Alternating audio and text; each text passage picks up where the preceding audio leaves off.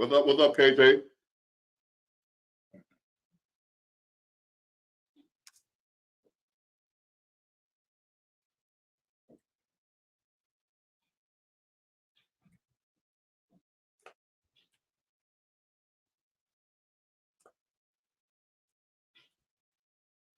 Hey, Terry W. How you doing?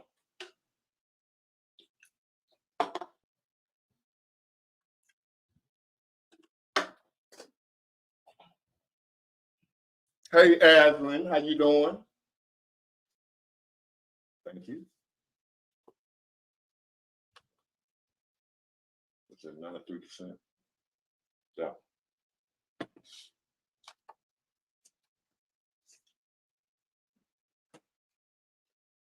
Appreciate it.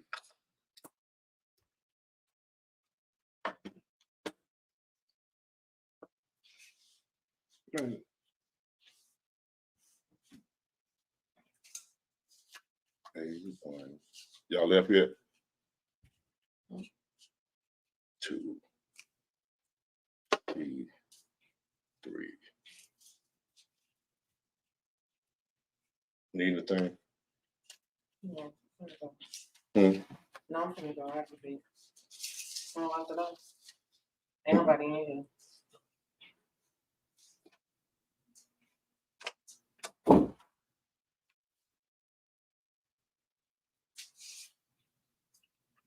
What up, Caesar? What's up, everybody? How y'all doing? Y'all come on in. Let me give everybody a chance to join in.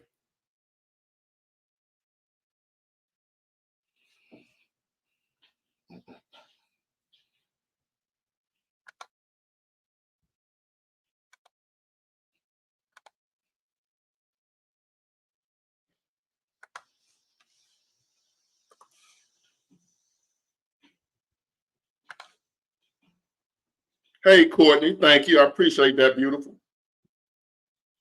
Flattery will get you everywhere.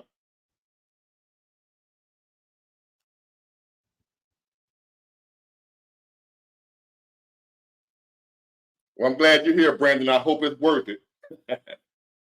I hope it's worth it for you. I'm going to do my best. I got something setting up over here, y'all. Hold on a minute.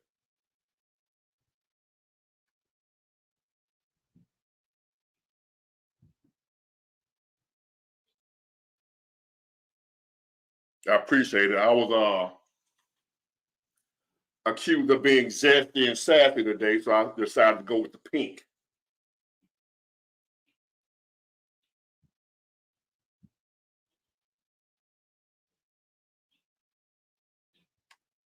Real men wear pink.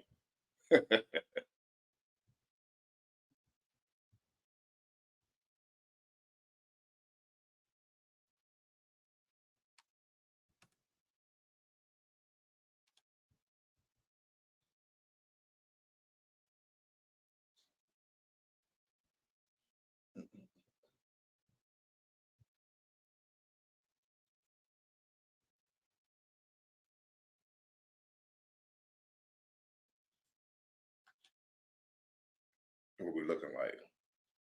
Hey, Life with T and everybody. Thank y'all for coming on in. We're going to talk about a number of things tonight. I'm going to start it off, but we can talk about whatever y'all want to talk about. Y'all know the rules. Whatever you want to talk about, as long as it's respectful. Thank you, Kendrick, new subscriber, and welcome to the family. I hope you enjoyed, and we're going to try to keep this thing growing. A little something for everybody now. You might like some of the things I say, some of them you're not, but just hang around. Let me see. All right. I can turn that one off.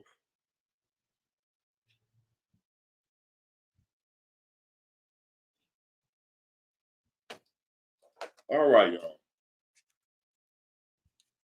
The ugly truth. What's up? What's up? Thank you, Dan Day. I really appreciate that. The greatest channel. I'm working on it. All right, and if y'all want to come on, I'm gonna have to be able to see your picture. I'm gonna have to be able to see your face. I'm gonna have to see that now. Y'all know I got some crazies that troll and want to act a fool.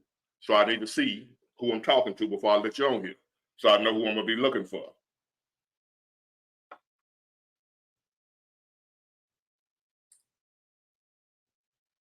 Now we're gonna talk about. I had my little notes wrote down. I'm trying to get some notes going, y'all.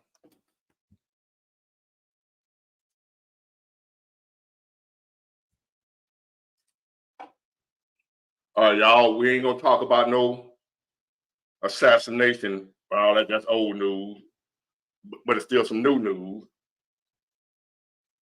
I want to talk about the new scare tactic that they're trying to use.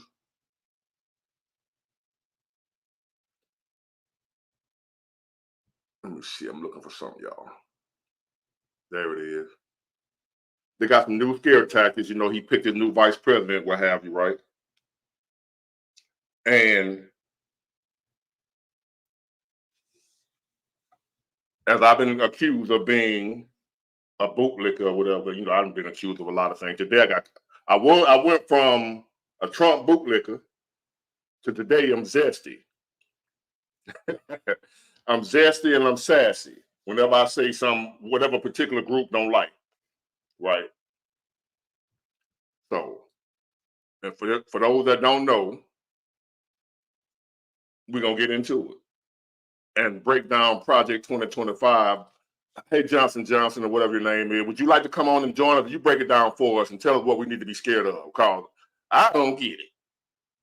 I'm gonna need y'all to help me out with this Project 2025 thing, why I should be scared. And why we should be scared of something that's not even policy. That's not legislation. It's not a bill on the floor. It's none of that. Tell me why we should be scared of Project 2025, you Democrats. And I'm going to tell you why we should be scared of Democrats and their policy. See, a lot of things you won't hear Democrats talk about, and let me get this straight. I don't love Trump. I hate Democrats. Even though I was a Democrat all my life, that's why I hate them even more. The fact that I woke up and realized how they played me. When somebody played you and you realize that they played you, you end up hating them. And once a lot of y'all wake up and realize that they played y'all, you can hate Trump. I don't. Shit. What does Trump stand for? I'm gonna tell you something the Democrats stand for that a lot of y'all Democrats don't know. See, I hate both of them. See, that's where y'all get me mixed up at. Y'all think I love one or the other. I hate both. But y'all too goofy to realize that, some of y'all. So I'm trying to wake y'all up to what's going on before it's too late, but it's already too late for some of y'all. So I'm gonna do a little bootlicking tonight, and then I'm gonna do a little zest in this, because you know we're gonna talk about some dating or what have you. And you know, Trump is hate.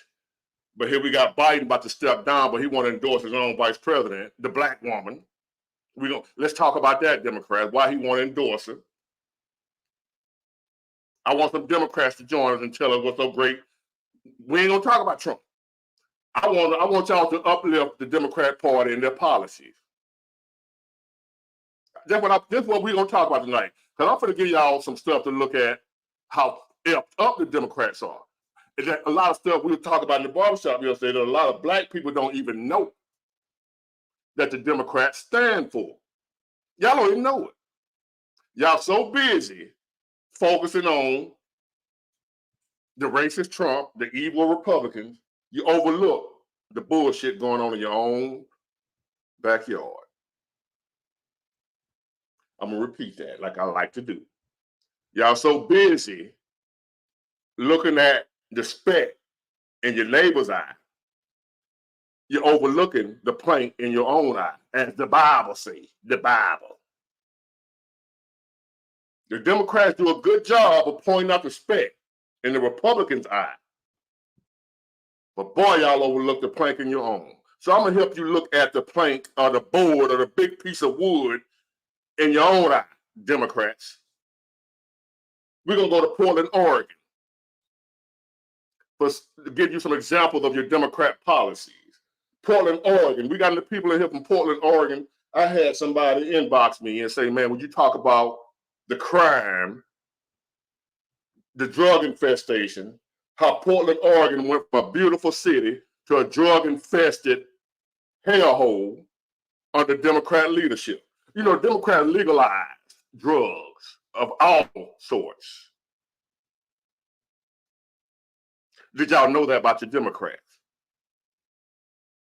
I'm gonna give y'all some examples of Democrat policies and the results they're getting. So let's go out to Portland, Oregon, California, your boy Gavin Newsom. Did y'all know that if your child identified as one or the other, you know, I'm a boy, but I identify as a girl, I'm a homosexual, I've been molested, what have you,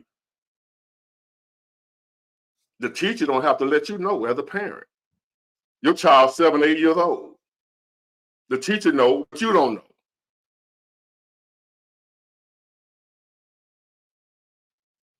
Did y'all know that about your Democrat Party? The kind of policies. See, I want some Democrats to come on here and talk to me about your policies. Why are you a Democrat? Why do you love the Democrats so? What the Democrats are for is y'all can tell me what I'm supposed to be scared of about the Republicans. Tell me what I'm supposed to love about the Democrats. That's what I want to know. I already don't like the Republicans. I already know that. I used to love the Democrats. Now I hate them too. And what y'all fail to understand. Let me explain to y'all who y'all talking to. I used to hate the Republicans. I still hate the Republicans. But now I hate both of them. I hate the Democrats too. I hate them even more because they were the ones that were supposed to be down for me. I knew the Republicans wasn't for me. So I don't care nothing about the Republicans because I already knew what they was about. Like black peoples, we already knew the Republicans was against us. But what do you do when you find out the ones that were supposed to be down for you, they wasn't with your ass either? And what I'm trying to get y'all black asses to open your minds and your eyes up to see. When y'all keep coming at me about a goddamn Project 2025, them damn devil-ass Democrats that y'all don't know nothing about the policy that they stand on. So tonight, I'm going to take you to Portland, Oregon, and let you see how the Democrats killing them out there with the dope fiends everywhere. Because they're illegal. You can go out to Portland, Oregon, and get, what's that shit that be killing you if you just touch a little bit of it? What's that drug? That dang, I'm saying that shit. I done been out the dope game so long, I don't know what the hell that shit called. Y'all help me out. The new stuff they got, the drugs, the pills and stuff they take, that stuff, you take it. You touch it, it'll kill you. Fentanyl, that's it. Thank you, King. Fentanyl. You can go out there to Portland, Oregon and get fentanyl on the street corner, legally. We walk up to somebody and buy it. Did y'all know that? You can walk right on up, go to Portland, Oregon right now. You see a beautiful city. Portland, Oregon is a shithole, as Trump say. The Democrats have legalized drugs. They have legalized drugs. Move your ass up to the Portland, Oregon, you Democrat-loving folk. Move on out there. Where everything goes. The Democrats love anything. Everything goes. Whatever you want to do, Democrats love it. No restrictions. You have no parental rights as a Democrat. They're passing legislation where the parent, you don't have no rights over your kids. Courtney, Miss Courtney, thank you for your support. But I need you to listen to me, please. I've been saying, I've been knowing the Republicans wasn't for us. They never claimed to be for us. Even though, once upon a time in America, the majority of black people were Republicans. I know you don't know that because the Democrats ain't going to teach you that. Once upon a time in America, black people, all of us, were Republicans. Before the New Deal. And we were bought by the Democrat Party. I know y'all don't know that. At one time in America, all black people were Republicans. We were not Democrats. All the races, the Ku Klux Klan was originated out of the Democrat Party. Don't take my word for it. There's some stuff that shocked me too that I had to learn and figure, and I was so disappointed when I found out the truth. That's why I talk so much smack against the Democrats, because I thought y'all had my back.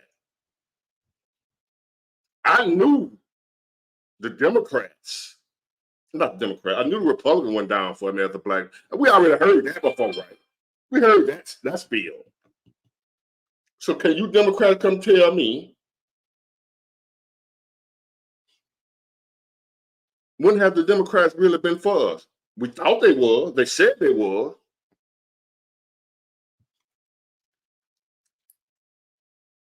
I'm just asking. I ain't seen a Democrat pop up yet with but let's talk. Let's listen to something. Hold on. Whenever you talk about what the black activists in Chicago are going through, and whenever you hold on, y'all, hold on. I got something I want y'all to hear. You talk about what black people here in New York are complaining about, they'll say, listen, the bottom line is when Joe Biden got elected, he said he wanted to fast track 4 million undocumented. Can y'all hear that? I want to see, can y'all hear that pretty good? This my homie, Dr. Umar. I'm quite sure black people know who Dr. Umar is. He's one of the most pro-black men in America. So can y'all hear, did y'all hear the little commentary? I want to make sure y'all can hear me before I let it play. Okay, good. Thank you, Ma. Residents to full citizenship. Black people completely ignored it. I spoke on it. I said, do you know why he want to fast track 4 million? Because he know he's not going to do nothing for us. We ain't going to be motivated to vote for him in November. So what he's going to do is have these migrants already set up with citizenship so they can replace the black vote that he loses. The migrants are being put in our communities on purpose, New York and Chicago on purpose, because they are what? The two blackest cities in America. They're the two largest cities in America. They're the two most politically conscious black communities in America. So if we can wash out the black with the brown in New York, if we can wash out the black with the brown in Chicago, Philly don't stand a chance. Atlanta don't stand a chance. LA, Houston, Dallas, Detroit, Chicago don't stand a chance. bring your trip to life with Expedia's Now let the commercial play. The migrants are here for 3 reasons: replace us at the post, replace us at the low-end industry jobs, right? See, when Donald Trump said during the debate that Joe Biden is taking black jobs and giving them to migrants, he was correct. Although he didn't say it because he cared about us, but he's right. When people say, what do you mean by black jobs? Get out your bougie feelings and deal with the reality. 1/3 of black men have a felony.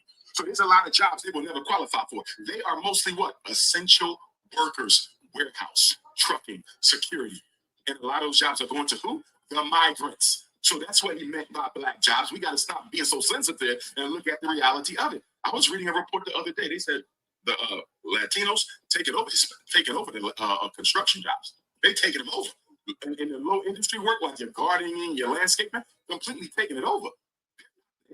The problem is black people don't get as much opportunity. So then people say, well, you know, white people don't really like brown people like that. That's true. But you know what the difference is? They don't have the burden of accountability with them that they have. We built the country. So every time they look at us and deal with us, the bottom line is y'all brought them here and they built y'all into what y'all are.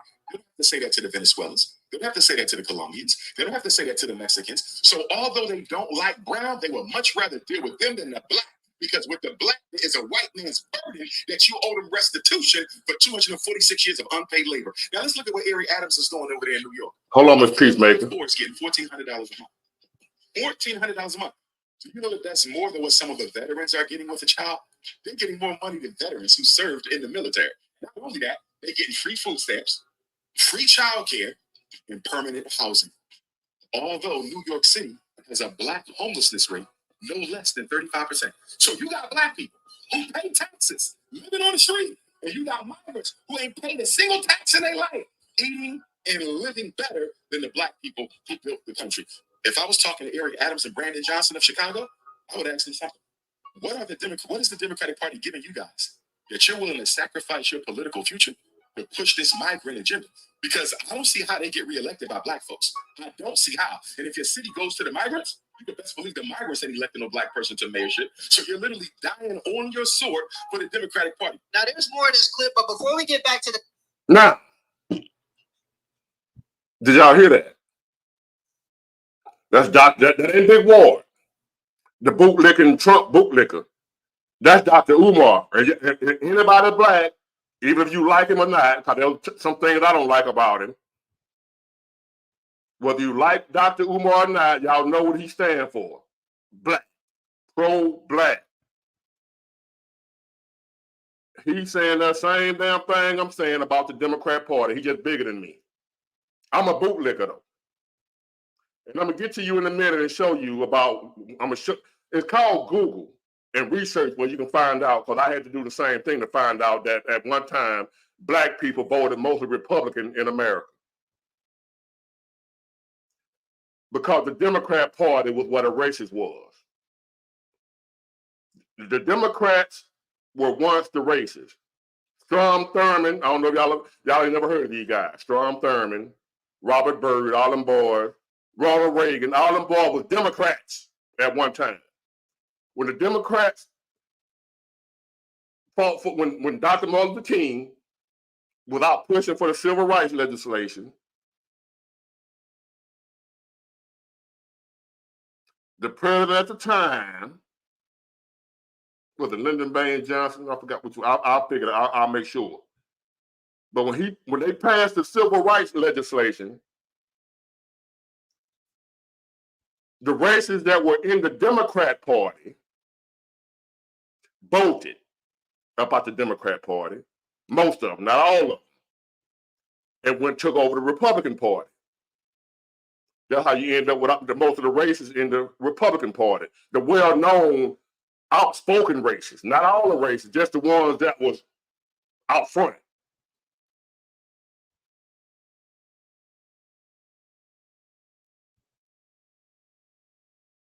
So, in America, I don't know why y'all think one party was racist and one wasn't. What I'm trying to tell you is both of them. Instead, no J.D. Van. What I'm researching is the economy. I'm not voting on none of that scare shit you Democrats talking about. None of that. See, what y'all forgetting is that we had a president before Joe Biden. And guess what his name was? Donald Trump. We already got 4 years of Trump to look at. Was it perfect? No. But I was working my ass off. That's all y'all ain't listening to when I tell you. That's what I vote for. I don't vote for racism. I don't vote for nothing because both of them racist. Y'all kill me with that. Both of them are racist. Why y'all voting racism on one or the other? Y'all putting that on one. We in America, but what? Just imagine being back in slavery. And I don't want to disrespect my people like that, man, but we perish for lack of knowledge. My people. But just imagine being back in slavery. You got two different plantations, Massa Mo and Massa Johnson over there. And the slaves on Massa Mo plantation think their plantation is better than the slave on Massa Johnson plantation. Would that make any sense? I'm trying to go all the way back during slavery, when the real slavery was going on. And you got Massa Mo, you know how you can call it, Massa Mo, good white folk. And you got Massa Johnson. But you might be a slave on Massa Mo, and I'm a slave on Massa Johnson. I'm sitting up here listening at you, telling me how my master is worse than your master. And we both slaves. They both own plantations. What the hell are y'all talking about? How you rocking with the Democrats talking shit about the Republicans? What the hell wrong with y'all? It's y'all that what? We're in America. Both of them was racist. The damn one of them like us. Where y'all get this idea from that the Democrats love black people? You dummies. Is there a separate America that the Democrats live in? Is there two Americas? A Republican America and a Democrat America. The Republican America is racist. The Democrat America love black folks. And Terry W., my bad, sorry, I appreciate you. I really, I get, hey, consider expanding your brand by providing private consulting to men and women. You would be good at it for sure. I already do that. I just don't advertise. Because I want to hear the haters, but I already do that, Terry. My email, you can email me bigwater@myyahoo.com if you want a private consultation. I'm reasonable, and I'm thorough, and I'm effective. I just don't advertise it. Because I'm not out here pandering for your money. If you want to holler at me, you can step to me. But I'm not going to be out here, hey, I got this for sale. That ain't what I'm here for. I let God take care of that. That's what I do. So now to my people, man. I'm not, somewhere on the line, somebody misunderstood me and thought I said, hey, black people, y'all can go vote Republican. Black people, I love Donald Trump. He ain't no racist. Joe Biden, did somebody hear me say that?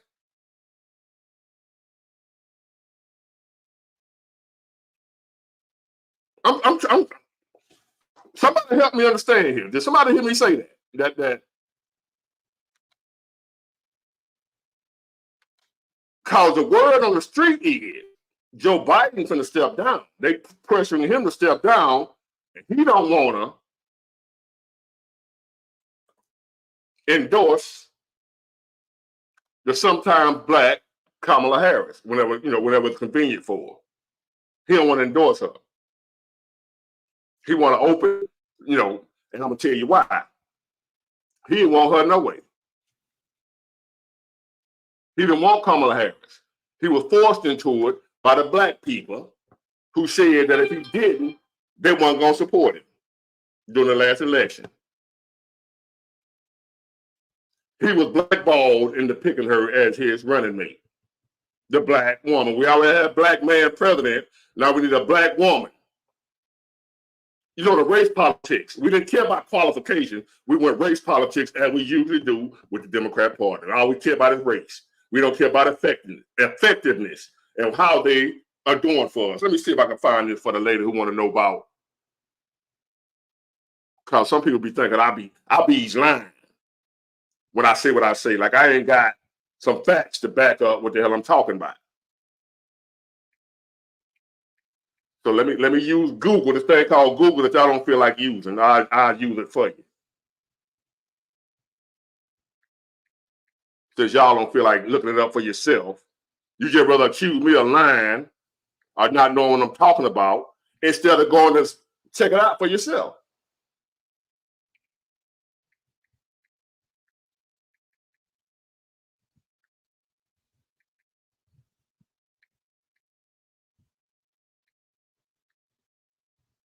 So I'm sending this link out here. I mean, we ain't got to talk about politics now. We can talk about whatever you want to talk about. That's just what I started off with. But we're going to talk a little dating. We're going to talk a little this, a little bit of that, a little bit of this. I'm sassy and I'm zesty because I'm telling men to level up and get themselves together. Don't be out here worried about dating.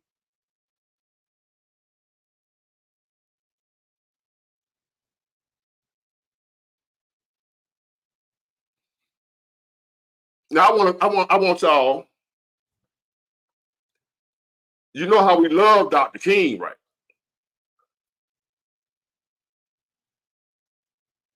You talk about if I would say I got a hero, it would be him, Dr. Martin Luther King, right? And Malcolm X. Was Dr. King a Democrat? Somebody answer that question for me. Was he a Democrat? Dr. King. Don't get no more love for black people than him. So y'all help me out. Help me out, Democrat. You diehard Democrat, Trump racist, this, that, and other. Democrat love black people. Well, Dr. King a Democrat. Since the Democrats, love black people, so that obviously, if they love black people, then Dr. Martin Luther King should have been a Democrat, right? So don't take my word for it. Go back. It's this little thing here. See, I already got it pulled up. I'm gonna let y'all go look at it. I want y'all to go see for yourself. Was Dr. King a Democrat? All we do is Democrat, right? They for us. See, what I say is, in the footsteps of Dr. King, I'm for whoever gonna give us what we need. Y'all folks is just Democrat only, no matter what. When they done showed you, we ain't getting your ass shit. You still gonna vote for us. We ain't giving you nothing, and you still gonna vote for us.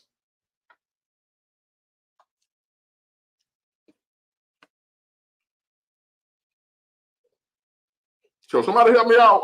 What party was Dr. King? Democrat. Hey, come on, somebody help me. Let me drop the link again. I ain't got, y'all don't want to talk to me tonight, huh?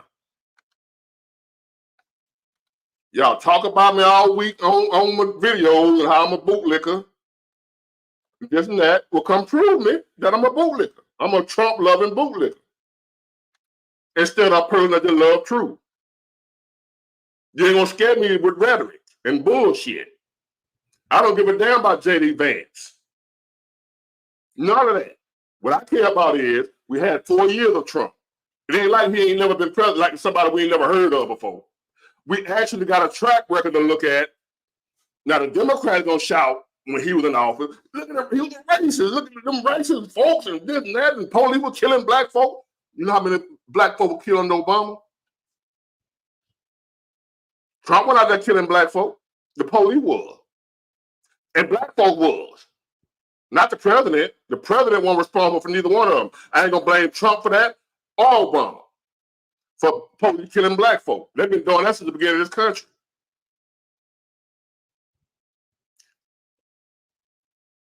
So, miss me with the racism. That's gonna be here. All I know is racist or not. When Trump was in office, I went out 2 weeks in a row, like I just been. And when I was working, it was slow as hell. Thank God, I know how to handle my money. No, I ain't tripping. Everybody can't say that. I'm a hustler, baby. So I'm gonna have money regardless. That ain't no bragging thing. First of all, I believe in God.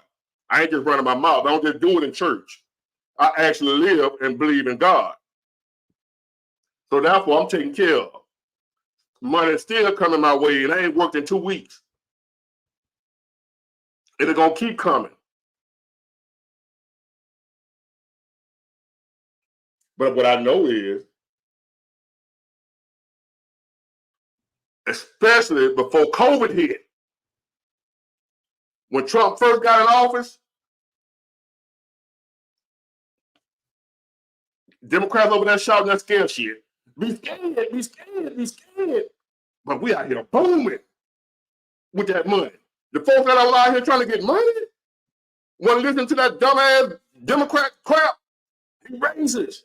He said this. He said grab a woman by the coochie. And all the people that want to listen to that, people like me that are out here getting that bread. And that's right, this country is a republic, it's not a democracy. A lot of black people don't know that either. This is not a democracy, it's a republic. For which it stands. For which it stands. But anyway, I ain't going all into that. Our educational system failed a lot of us. A lot of us quit school, so I understand how, When Trump was elected, I got money that I still got right now. What I'm trying to tell y'all. That's what's keeping me going. How well I did when he was in office. That ain't nobody's business. But I'm just telling you why I'm going for the dude. Ain't got nothing to do with no party. I wouldn't dare vote for a Republican just for the hell I'm a Republican. The fuck, they ain't no. I ain't studying no Republicans or no Democrats. But I hate the Democrats low because they were supposed to be my friend. The Republican ain't never claimed to be my friend. Not since I've been on this earth. The Republican been the racist party according to black people since I've been alive. So I already knew that they were my enemy. But it's worse when I thought you was my friend and I found out you was my enemy. I hate you more. I don't hate the Republicans. I hate the Democrats more than I hate the Republicans. And I hate Republicans. I hate both parties, but I hate the Democrats. I got a special hate for them. And y'all just don't get it. But when I get through with your ass, you're going to get it. You're going to hate both of their ass too. Y'all ain't going to be coming over here talking about no goddamn Project 2025 when I get through with you. Maybe not today. But with my help, and the Democrats going to keep fucking over y'all. So you're going to eventually wake up anyway. They're going to fuck you so bad. The way y'all going to finally wake up, and you're probably going to admit it. A lot of y'all are going to admit it. Damn, big whoa, right. Democrats ain't shit. So I'm going to let some of y'all join in. Hold on. Troy Lee. That little thing you saying right there, see, that's all Democratic propaganda right there. The reason Trump said he would go Republican because they were stupid and could be easily manipulated. You dumbass Democrats, include me, you get manipulated. What the hell are you talking about? Your president don't know his ABC.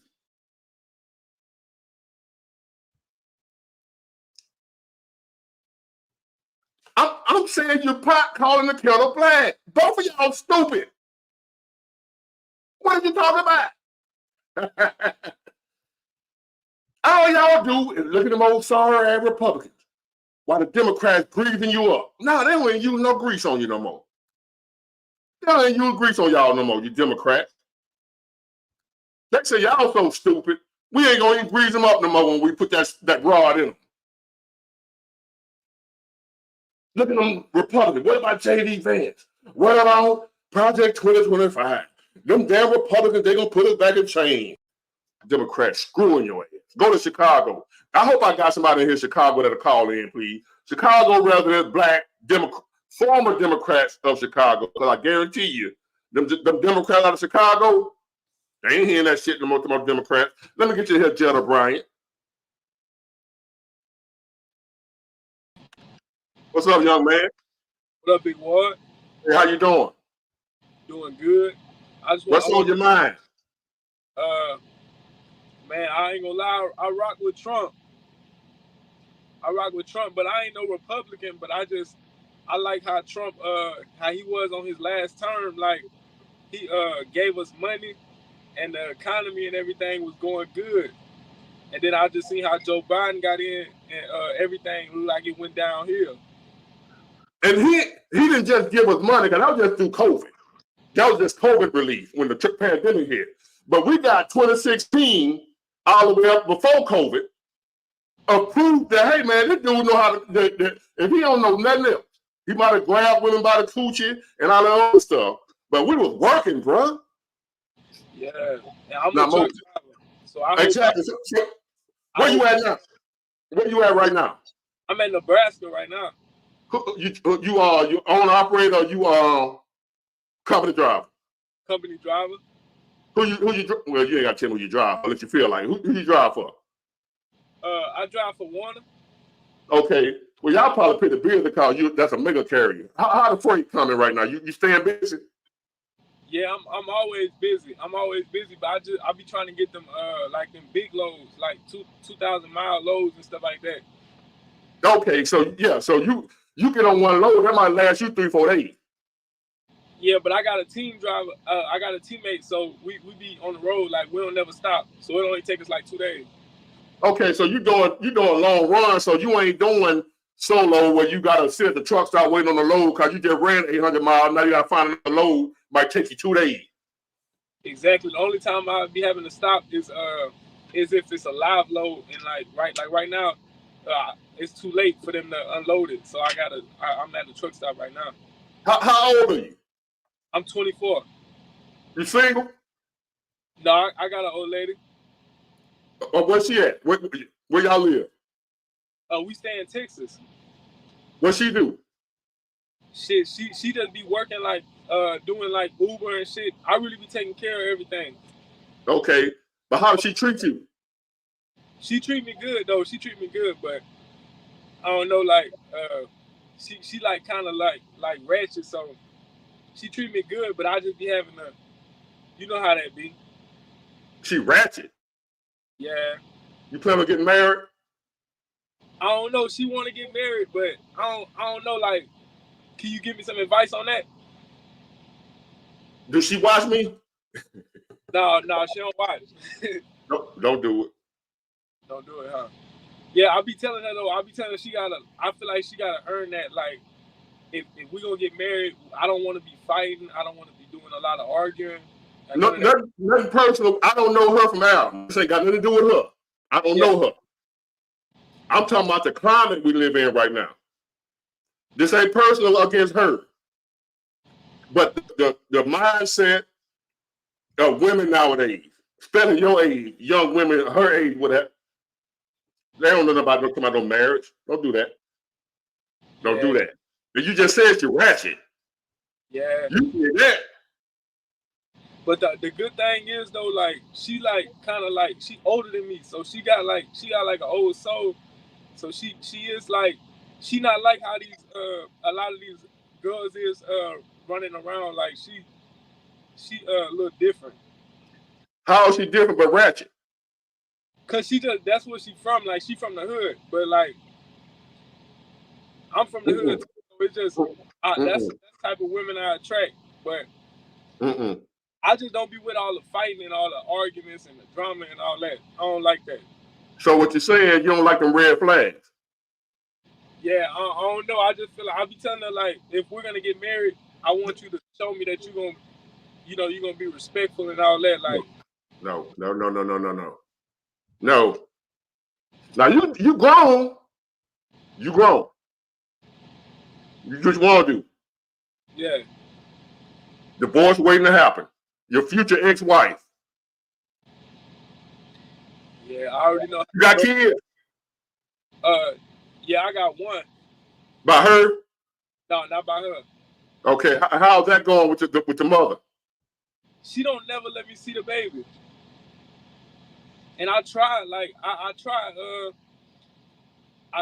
my best, like, for the first 2 years, I got a daughter, she's 4, but the first 2 years I was trying every single day to see her, and she just play games. Like she just keep changing the date. Like on the day I'm supposed to see her, she keep changing it. You pay child support? Nah, I don't. Why not? Cause she never tried to put me on there. No. See, a lot of young men don't know that. Don't know this. You gonna put yourself on them. I'm kind of scared of that. But the thing For is, what? For what? Cause I don't want to be paying. Like I don't want to be taking out my check. But this is the only thing. We don't live in the same state. You don't want to see your child? No, I do. I still be trying to see her all the time. But she ain't gonna let you see her like how you supposed to because and you ain't got nobody to back you up. Yeah. Because you ain't. I'm gonna be honest with you. How long you been watching me? I've been watching you since about 6 months. So you know I ain't gonna blow no smoke, right? Yeah, that's a fact. You ain't handling business. All right. You ain't standing on business, as y'all like to say, standing on business. All right. So you worried about your check instead of your son. What you say, your daughter or son? Daughter. My son worth more than any dollar I got. They can have all that shit. I feel that, but I ain't gonna lie. I've told her about that. I've told her like, Screw her. We ain't talking about her no more. Screw her. She full of shit. All right. It's you and your child. Screw her. All right. She done already showed you where she at with it. Screw her. So they're between you and your child now. She done showed you she your enemy. And she's your child's enemy because your child needs you. And you need to be there for your child. My son, they can have every dime I got. If that's what it takes for me to sin and be in his life. And once you have that mindset, you ain't got to worry about no money, man. God ain't gonna let you fall off like that. Don't worry about your check. Worry about the right thing. You do the right thing gonna follow you. If you worry about losing your check, avoiding doing the right thing, you're gonna end up losing your check anyway, eventually. There's a lot of dudes right now getting their whole income tax check taken, running from child support when they should have just went on and handled it. Yeah, no, that's real. But let me ask you this though. So if I go put myself on child support, they gotta let me see my child, huh? Exactly. You're gonna go. Well, you got a process you gotta go through. First, but if you ain't handling your business, they don't, they owe you nothing. You ain't, like, who are you? Are you even the father? Have you done paternity? Blood test. You did blood test yet? Yeah. So you know it's your child. Yeah. You're supposed to automatically be on, and they put you on child support? No, I did at a home DNA test. So you ain't did a fishing? No, I ain't did a blood one. Damn. Man, get in your child life, man. You ain't gonna be blessed like that, bro. All right. Yeah, I'm trying to though. I'm trying to. Like, I even be sending her bread and shit, but she still don't let me see her. Hey, screw her. That's your enemy. That's your enemy right there. That's the enemy of you and your child. You don't want your child growing up with somebody like that on her own. Your child is at the mercy of that woman. She ain't thinking about what's best for the child. Because I'm looking at you. You're a good dude. Oh yeah, appreciate it. I can feel your vibe. You're a good dude. And your daughter needs you in her life. That's what So she won't grow up ratchet. Exactly. And that's what I be trying to do, like, because I can raise her right. But do this for me. Do this for me, man. And for your child. When you get back home, don't worry about your money. They ain't gonna take all your money, man. Them folks ain't gonna take all your money. They're gonna take a percentage of what you make. That's it.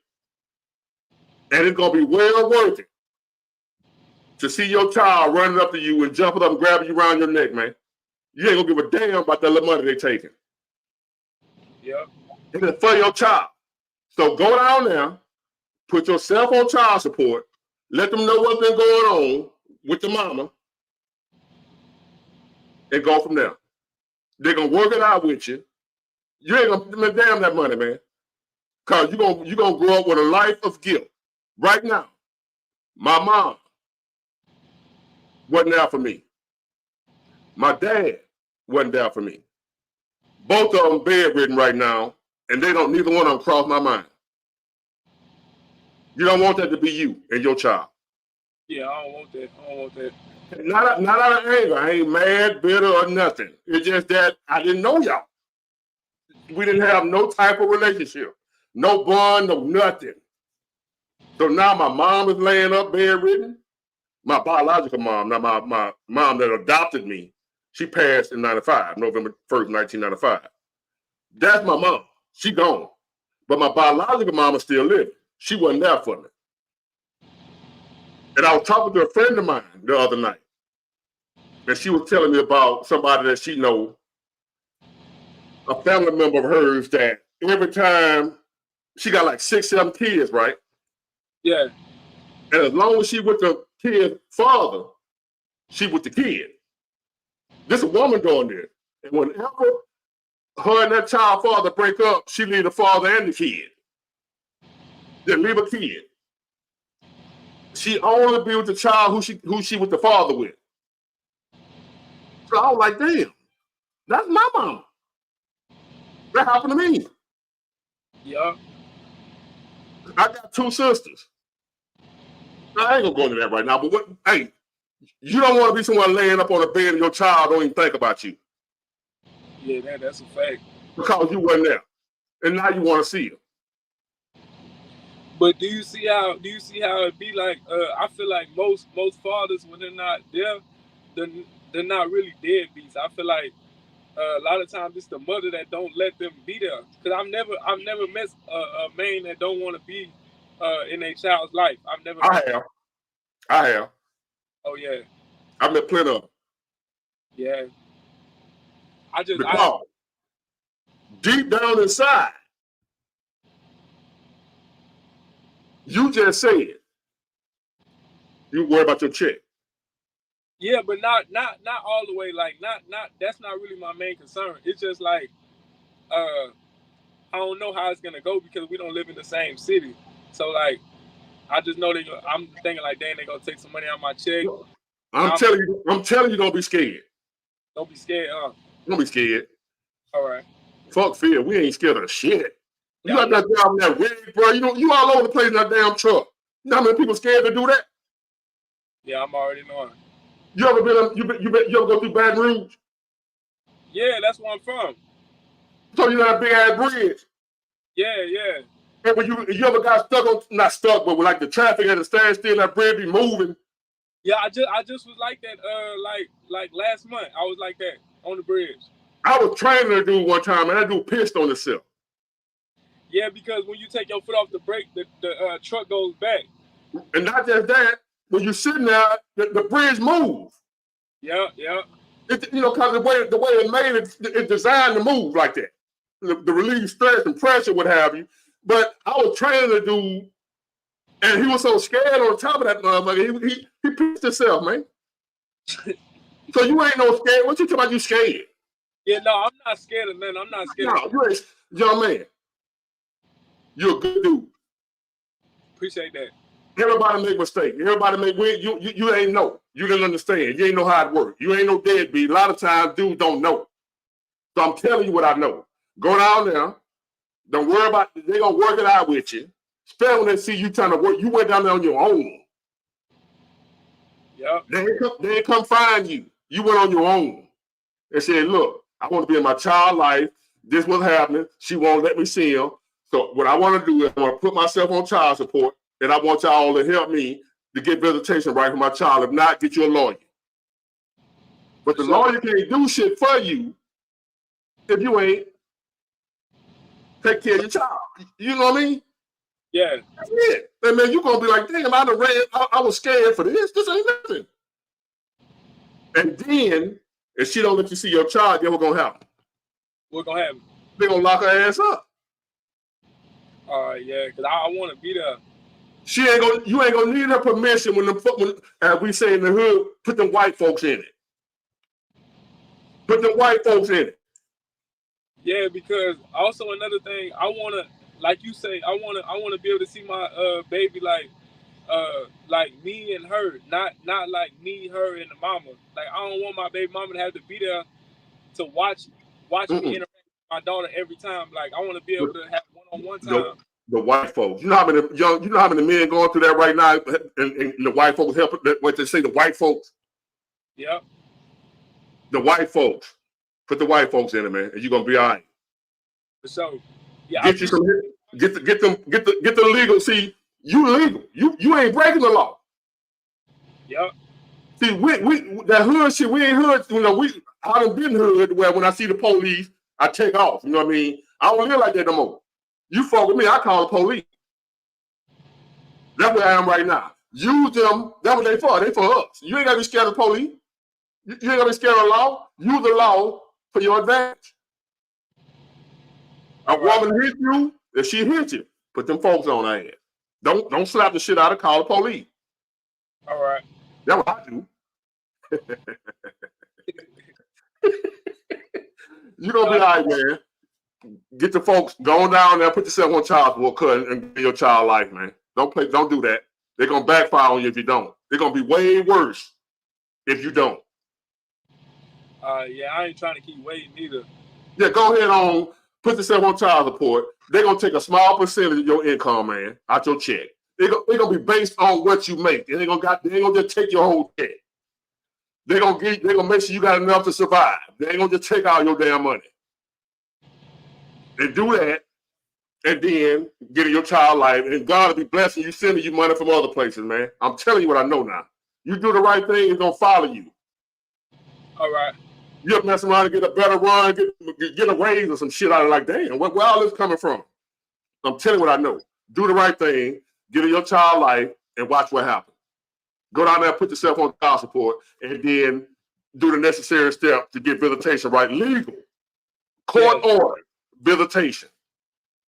And if she don't abide by that, I'm talking about when you go get your child for the weekend or what have you, and she ain't got to be there, the mom. And if she don't have that child there when she's supposed to be there, they're going to lock her ass up for violation of the order. I'm going to do that. All right, do that. And I appreciate you for your support, man, and keep on watching and keep trucking and be safe out there. All right, you too. I appreciate that advice. All right, you take it easy now. All right, salute. All right, let me see. What the fuck in the truck? I guess that's what they're saying. And then Chicago Tony, you next, and then Cap. What's going on? Can you hear me? Hold on. Look. What's going on? How you hear doing? me, brother? I can hear you now. You have I'm out here riding. I'm out here riding, brother. Out here riding. So how everything going for you? Man, I'm blessed, brother. I'm blessed, man. I'm out here, man. I'm loving what you doing, brother. I've been watching you for a while, and you ain't doing nothing but just speaking the truth to these brothers, man. The young brothers need to hear it, and it take a real man to step up and actually just spit the truth and say fuck what anybody else got to say about it. So, man, big salute to you, man. And what I you were saying appreciate to the young brother right there, I appreciate somebody saying that, man. I went and got full custody of my 2 oldest daughters. I got 5 kids, and I've been out here on the road for almost 10 years. And the way to do that is you just got to go down there yourself. Exactly. You got to take the initiative and just let them know, man. I want joint custody. You need to be down the middle, figure it out. Give me my kids during the summer. Give me my kids during the holidays. Don't let them take your check if you don't want them to take your check. But and she can't do nothing about it. You can't stop it. No, man, but I appreciate what you spitting because it's positive, brother. There's not too many positive brothers out here that's doing it like this. So I just had to hop on here and just say from one OG to another OG. Thank you, brother. Thank you. You're an owner operator, company driver. I'm a lease driver, brother. I don't like nobody telling me when and where I gotta be anywhere. And I know how to book my own loads. I like to get out here and ride. Like I said, I got 5 kids, man. So you been able to stay busy? Yeah. I built up some good relationships over the past couple of years before COVID. So I've been able to keep rolling, whether if I'm running drive-in or running reefer. Like I got a good load right now coming out of Chicago, couple stops headed east. So I'm all right. So, but overall, what you been hearing about the economy? Say that again, brother. I said overall, though, even though you might be doing well, what have you been hearing about the economy, the condition of the economy? Oh yeah, it's bad out here.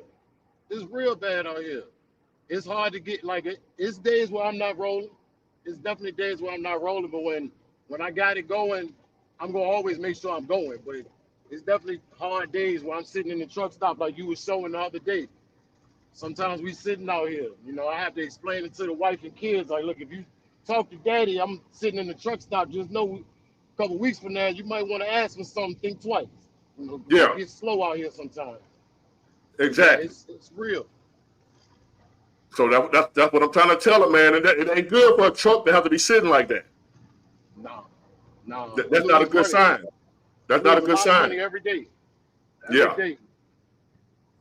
Well, I appreciate you, man. And be careful out there. Thank you for joining in. All right, brother. All right. Chicago Tony, how you doing? What up, Ward? How you doing, buddy? I'm good. What's on your mind? Just want to tell you I love your channel, man. I appreciate it. So I'm assuming you're out of Chicago. Oh yeah, I'm right here. I live here. Okay. We got problems. This is a shit show here. Yeah. That's why I called in. I heard you say it. It's a shit show. So and your mayor, what's your mayor name?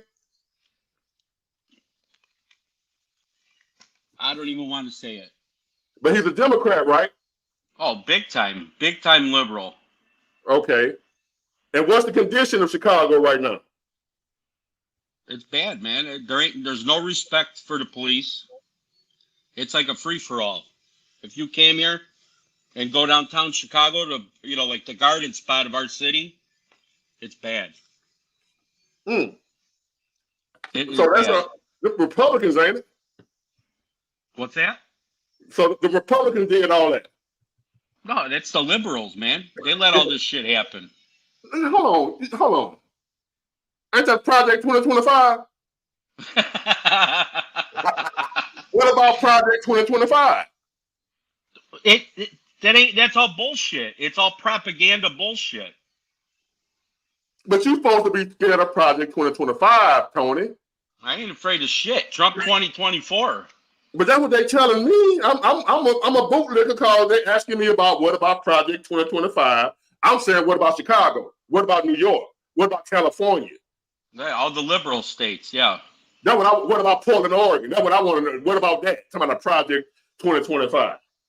I'm gonna tell you something. I bet I was a Democrat my whole life because this is a big union city. We're all part of, most people that live here are part of a union. Right. That's gone. So you a Democrat? I was for years. Not no more. Not no more. So you changed your mind. You're not a Democrat no more. Well, look at the situation we're dealing with, brother. Damn. So you a sellout too, huh? No, hey man, I call it like it is. Spade's a spade. You know what I'm saying?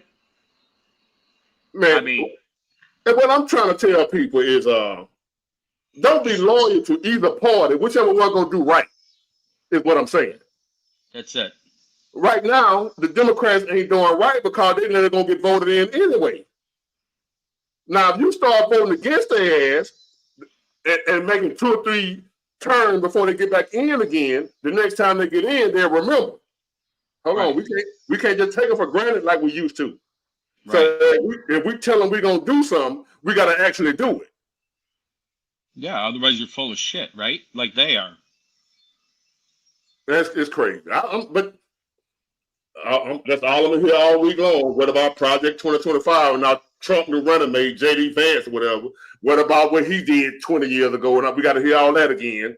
You should see the city, though, man. I mean, I've never seen a turnaround. There's Hispanic.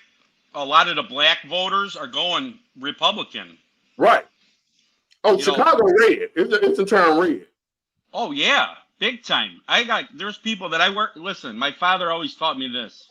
He always told me, treat everyone the way they treat you. If they treat you good, you treat them good. No, Spanish, black, white, whatever they are, okay? That's why I was raised. The racism bullshit, that's more propaganda. You know what I mean? Yeah. I mean, there are people that are that way, but I don't fly that way. Because if you're going to work that way in life, you'll never make it anywhere. You'll never make it anywhere. And the thing is, they acting like people are saying racism don't exist. We're not saying that. Yeah. What I'm saying is, that's not what's killing us right now. No. So for the Democrats to keep hollering at racism shit like that, like this 1940, that's not the big issue in America right now, which is racism. The big issue is these lying-ass politicians. That video you put up the other day about when you had that in your video, that was a good one. Which one? That ain't our problem. The racism ain't the problem. No. We all got to stick together because this is our country, not theirs. Well, we done forgot it. Well, we done forgot it. We ain't gonna do it. I got some. I want y'all to hear this. What part of Chicago you live in? Chicago proper, like Bry O'Hare Airport.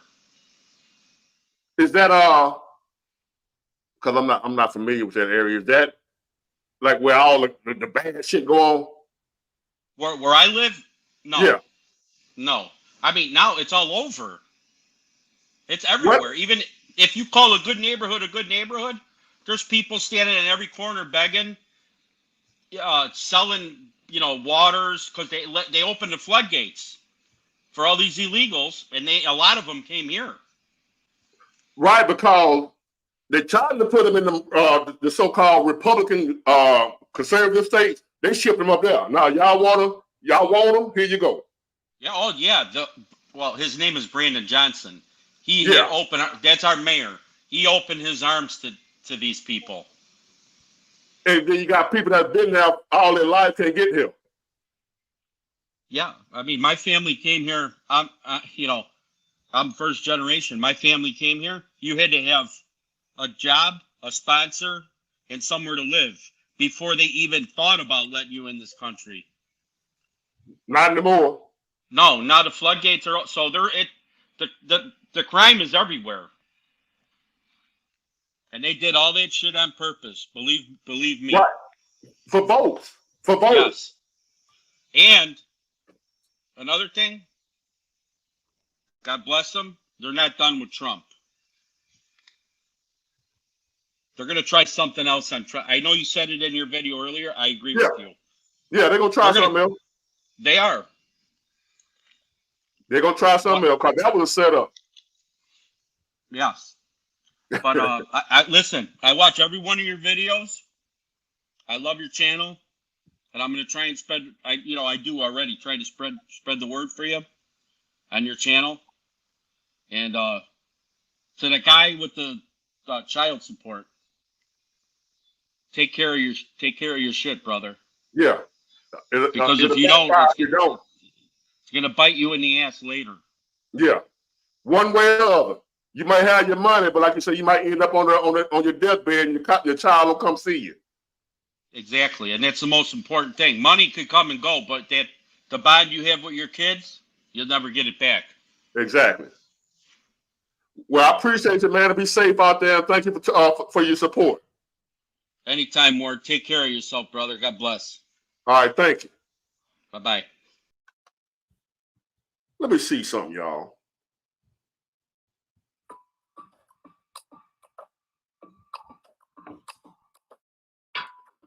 All right, you next, Cap. Hold on for a minute. I want to run something right quick.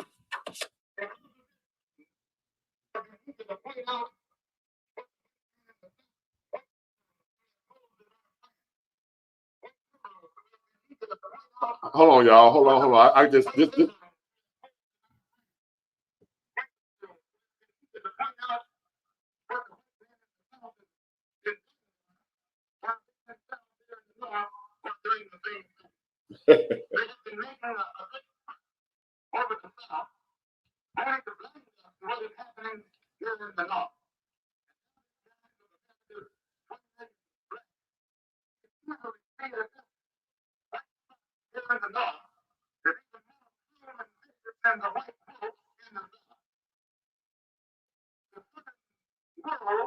Hold on, y'all. You can't hear. Let me do another one. Hold on, y'all. Hold on. My bad. I got to get a better one.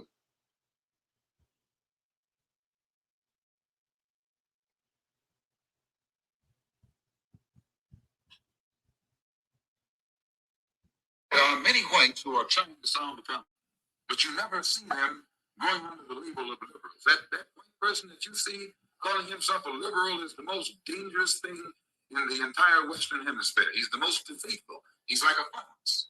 And a fox is always more dangerous in the forest than the wolf. You can see the wolf coming. You know what he's up to. Fool you. He comes at you with his mouth shaped in such a way that even though you see his teeth, you think he's smiling. You take him for a friend. There are many whites who are trying to solve the problem, but you never see them going under the label of liberals. That white person that you see calling himself a liberal is the most dangerous thing in the entire Western Hemisphere. Yeah, you can't hear that. Deceitful. He's like a fox. And the fox is always more dangerous in the forest than the wolf. You can see the wolf coming. You know what he's up to. The fox will fool you. He comes at you with his mouth shaped in such a way that even though you see his teeth, you think he's smiling. You take him for a friend. There are many whites who are trying. Y'all didn't hear that? You couldn't hear that? Okay, well, it's going in and out. But it was Malcolm X. Yeah, it was poor quality because I'm pulling it off YouTube. Y'all heard that, man. You done heard it before.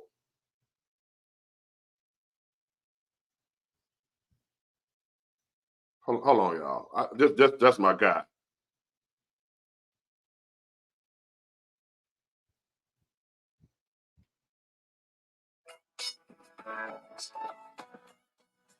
Hold on, Cap. You next. I just want to make sure y'all hear this. I got to have this. They're for the Democrats. No, that one ain't going.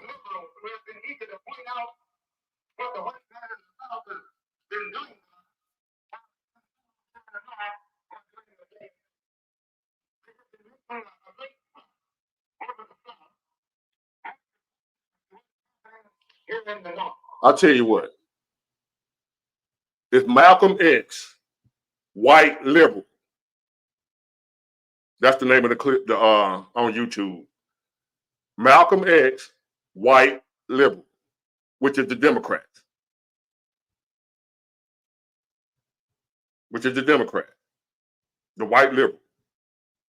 Neither party was black now. We just got our ass, to where we got into politics 50, 60 years ago, however long it's been. Both parties was white. One was conservative, one was liberal. The Democrats or what have you, the ones, Joe Biden, all them boys, they liberal. They're the fox. Malcolm X was speaking of. The fox. The Republican is the wolf. Like I told y'all the other day, Donald Trump is the wolf. Joe Biden, the fox. Both of them eat your ass. But anyway, Cap, you up. What's going on? How's it going? How you doing, man? Doing good. First and foremost, I wanted to thank you for all the hard work and grinding you've been doing, because I follow your channel every day, and I have been following it for the past 2-3 months at the most. And I also wanted to say this as well. But thank you for putting Bama on the map, because I happen to be from Bama myself. I'm from Beham. Okay. Ooh. Chicago South. Yeah, you can say that. And I happen to have my very own let me say it again, and correct myself, my very own YouTube channel.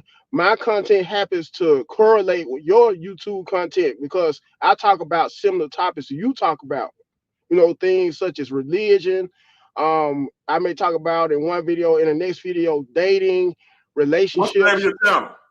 Capri Social Network, and I will make sure that I'll attach it right in the description box once I'm done with this chat that we're doing. And Okay. I also want to say as well about both Trump and Biden. Now, true enough, I saw the debate, practically the whole debate, from around a week or week and a half ago, and I must admit, Big Ward, after hearing that whole debate, Biden struggled throughout the whole debate. Now, don't get me wrong. What's his name? Trump said some off the wall stuff here and there, but to be honest, and in a nutshell, I feel like Trump still would make the best potential candidate to be president, the next president, the next upcoming election. Out of what we got now, I ain't saying Trump the greatest candidate we ever had. That's Right. what I'm saying. I'm saying out of the two choices we got right now, he is. Right. Which ain't saying much, because one of the dudes don't even know, he probably don't even remember how to spell his name. Yeah, So right. Much.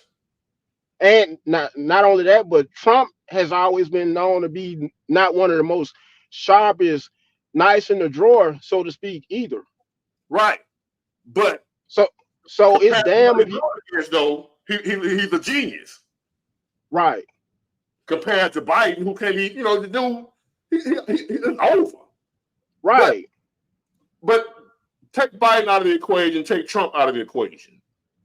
Now what I'm looking at is the Democrat platform overall. Mm-hmm. What they believe in. They believe in some satanic, demonic bullshit. Right.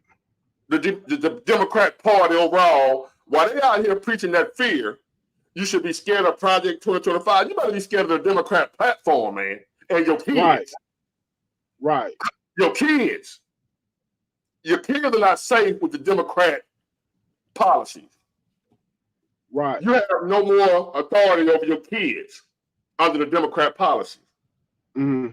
You lose more and more rights over your children under the Democrat policy. A lot of y'all don't even know that. A lot of people don't know that.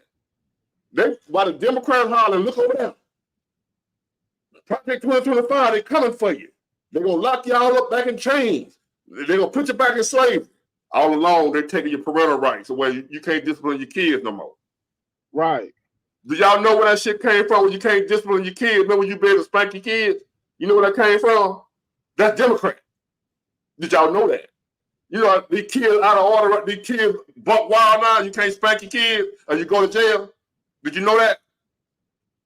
I never knew that, Big Ward. You can't spank your kids, man. That's child abuse now. When I was growing up, I got my ass whooped. Right. Do it now. And you also have to, right. You also have to take this into consideration and account as well. Due to smartphones and social media, as soon as you may abuse your child, they gonna post it online for the whole world to see. Exactly. Exactly. Unlike the pre-social media and cell phone days, and due to practically everyone you see having a smartphone, even kids as young as 4 years old are walking around with smartphones. If not smartphones, tablets or laptops. Right. Well, I mean, go ahead. Well, it ain't gotta be child abuse. When I was a child, if I did something I didn't have no business, which is why a lot of times I didn't do certain things, and I knew if I got in trouble, I would get my ass whooped. What we call a whipping. I don't know if y'all. How old are you? I'm 42 years old. So you know what I'm talking about. You probably got your ass whooped too. I was a good kid growing up. I was too because I didn't get my ass whooped. I was good too because I knew if I wasn't good, it was gonna be some consequences. Can't do that no more. Right. That was Democrat policy. Well, y'all holler about Project 2025. How about you can't discipline your kids no more? How about that? Why y'all scared of Project 2025? Tell me about why I can't discipline my child when he acting an ass. But then he'll go out here in the world and the world will discipline him. I can't discipline him. I can't do it at home. But it's okay for him to get out here in these streets and then the police beat him upside his head. Cause he ain't got no kind of home training. Right. But it's like, okay if you don't discipline them at home, they're gonna get it in the street. Right.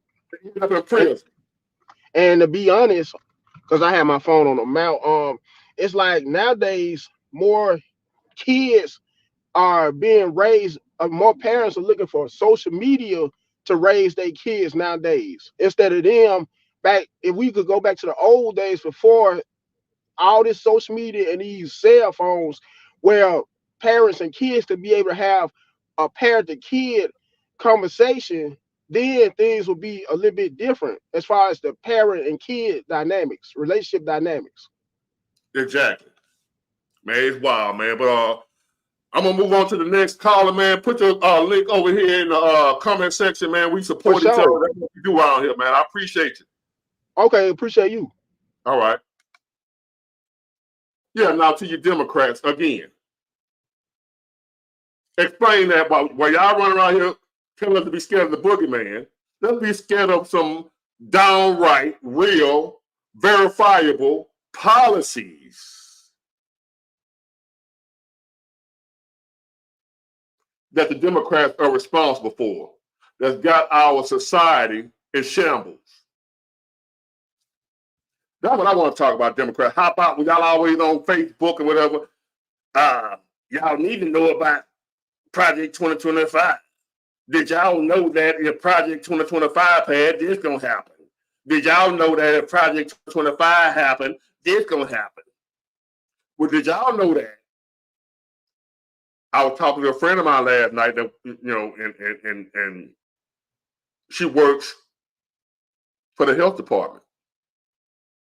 Did y'all know because of Democrat policies that if your 11-year-old or 12, whatever the age is, 12-year-old is having sex and pregnant, they ain't got to let you know that your child pregnant. Did y'all know that? I'm waiting. I'll wait. See, all you Democrats, where y'all at? I don't see y'all no more with the big war. What about Project 2025? I'm asking y'all. Y'all keep asking me about 2025. I want to ask y'all some questions. What about if you got a 12-year-old daughter who having sex and pregnant? They don't have to let the parent know. Your 12-year-old, she could have been molested, raped, and she's scared and don't want to say nothing. You ain't got to let the parent know. You know who party that is? That's a Democrat platform. What about that? Come out of goddamn Project 2025. Some shit that ain't nothing. A think tank, some people, some heritage, whoever the hell they is. They ain't no damn lawmakers. We talking about real law right now. Y'all talk about some boogeyman, some what if crap. I'm talking about real law right now. If you think I'm lying, find somebody that work for the health department or a nurse or a doctor or something and ask them, if your child pregnant and they go to the doctor, they don't tell my mama, they can't tell your mama. And here your little baby, 11 years old, pregnant, scared, don't know what the hell to do, and you don't know until the baby going to be delivered. I don't want you to know your child is pregnant because she's showing now. You tell me that ain't demonic, satanic. You can't discipline your child. Your kid out here having sex could be molested and pregnant and scared and don't want you to know as the parent.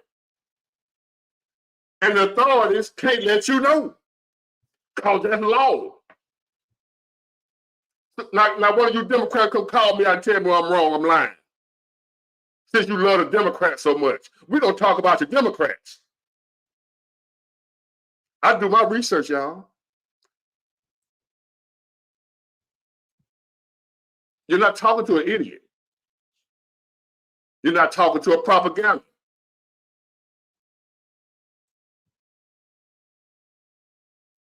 Okay, who lying? Whatever your name, little J. Hey, who lying? Tell me where I'm lying. Let me put you up here on who lying. You talk about me, you talk about somebody else. Who lying?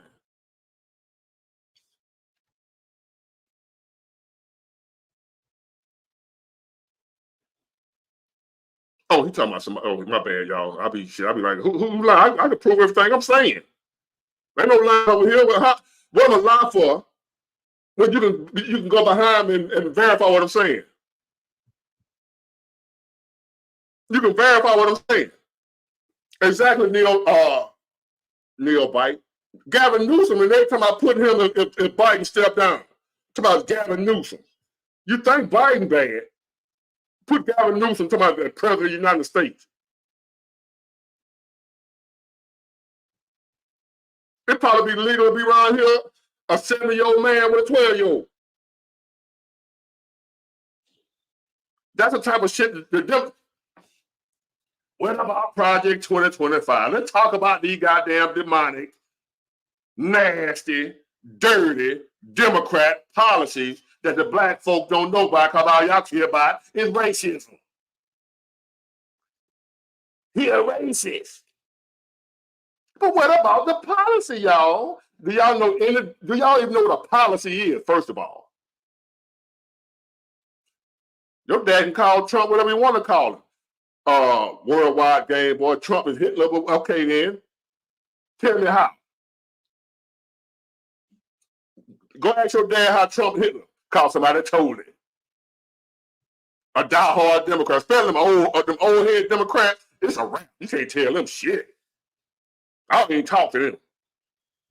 Them old head Democrats, especially the old black women. Oh my God. Jesus and Democrats. That's it for them. So anyway, CJ, what you got going on, young man? Hey, how you doing, CJ? Hold on, you got me muted. Oh, is that me? Unmute your mic. What's There you good go. with you, man? Hey, how you doing? I'm pretty good, man. You just called me. I didn't know I was gonna be next. I was over there taking a leak. But hey, man, I watch all your content. I appreciate you, man. You get me through a lot. So um I just wanted to come on and say I appreciate you. And also I wanted to ask about let me I had log off. I had it on 2. I want to get through. So the Supreme Court ruling, man, they was talking about how they got like pretty much, I don't know the exact details, but I think it's like presidential immunity. So it's like during the acts of any type of presidential, like let's say if he wanted to go out with I can't come up with the words, but pretty much he can do what he want, and then the Supreme Court can kind of overrule it, saying it's okay because he's the president. Yes. That's just for this election some more Democrat scare tactics. Because guess what? They're trying to scare you. They're acting like that just applies to just Trump only. They go for Biden right now. Who the president right now? Right. Yeah, it could be for either or. But I mess with Trump. Definitely I agree with a lot of the things you say about the economy and what Trump do. But also, I look at, the other things he do as well. He is more aggressive in his approach with the politics, the whole coming up to the Capitol, stuff like that, saying things like that. So, I look at that and I take that in consideration, just, with the ruling and then his behavior, you know what I'm saying?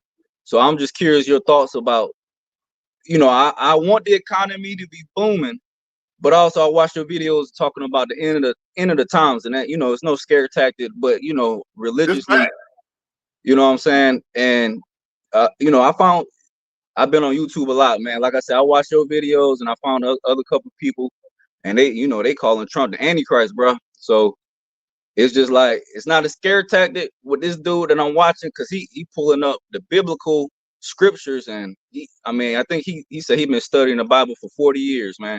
So The devil know the Bible. yeah, The devil know the Bible, but I know bullshit. that's a fact.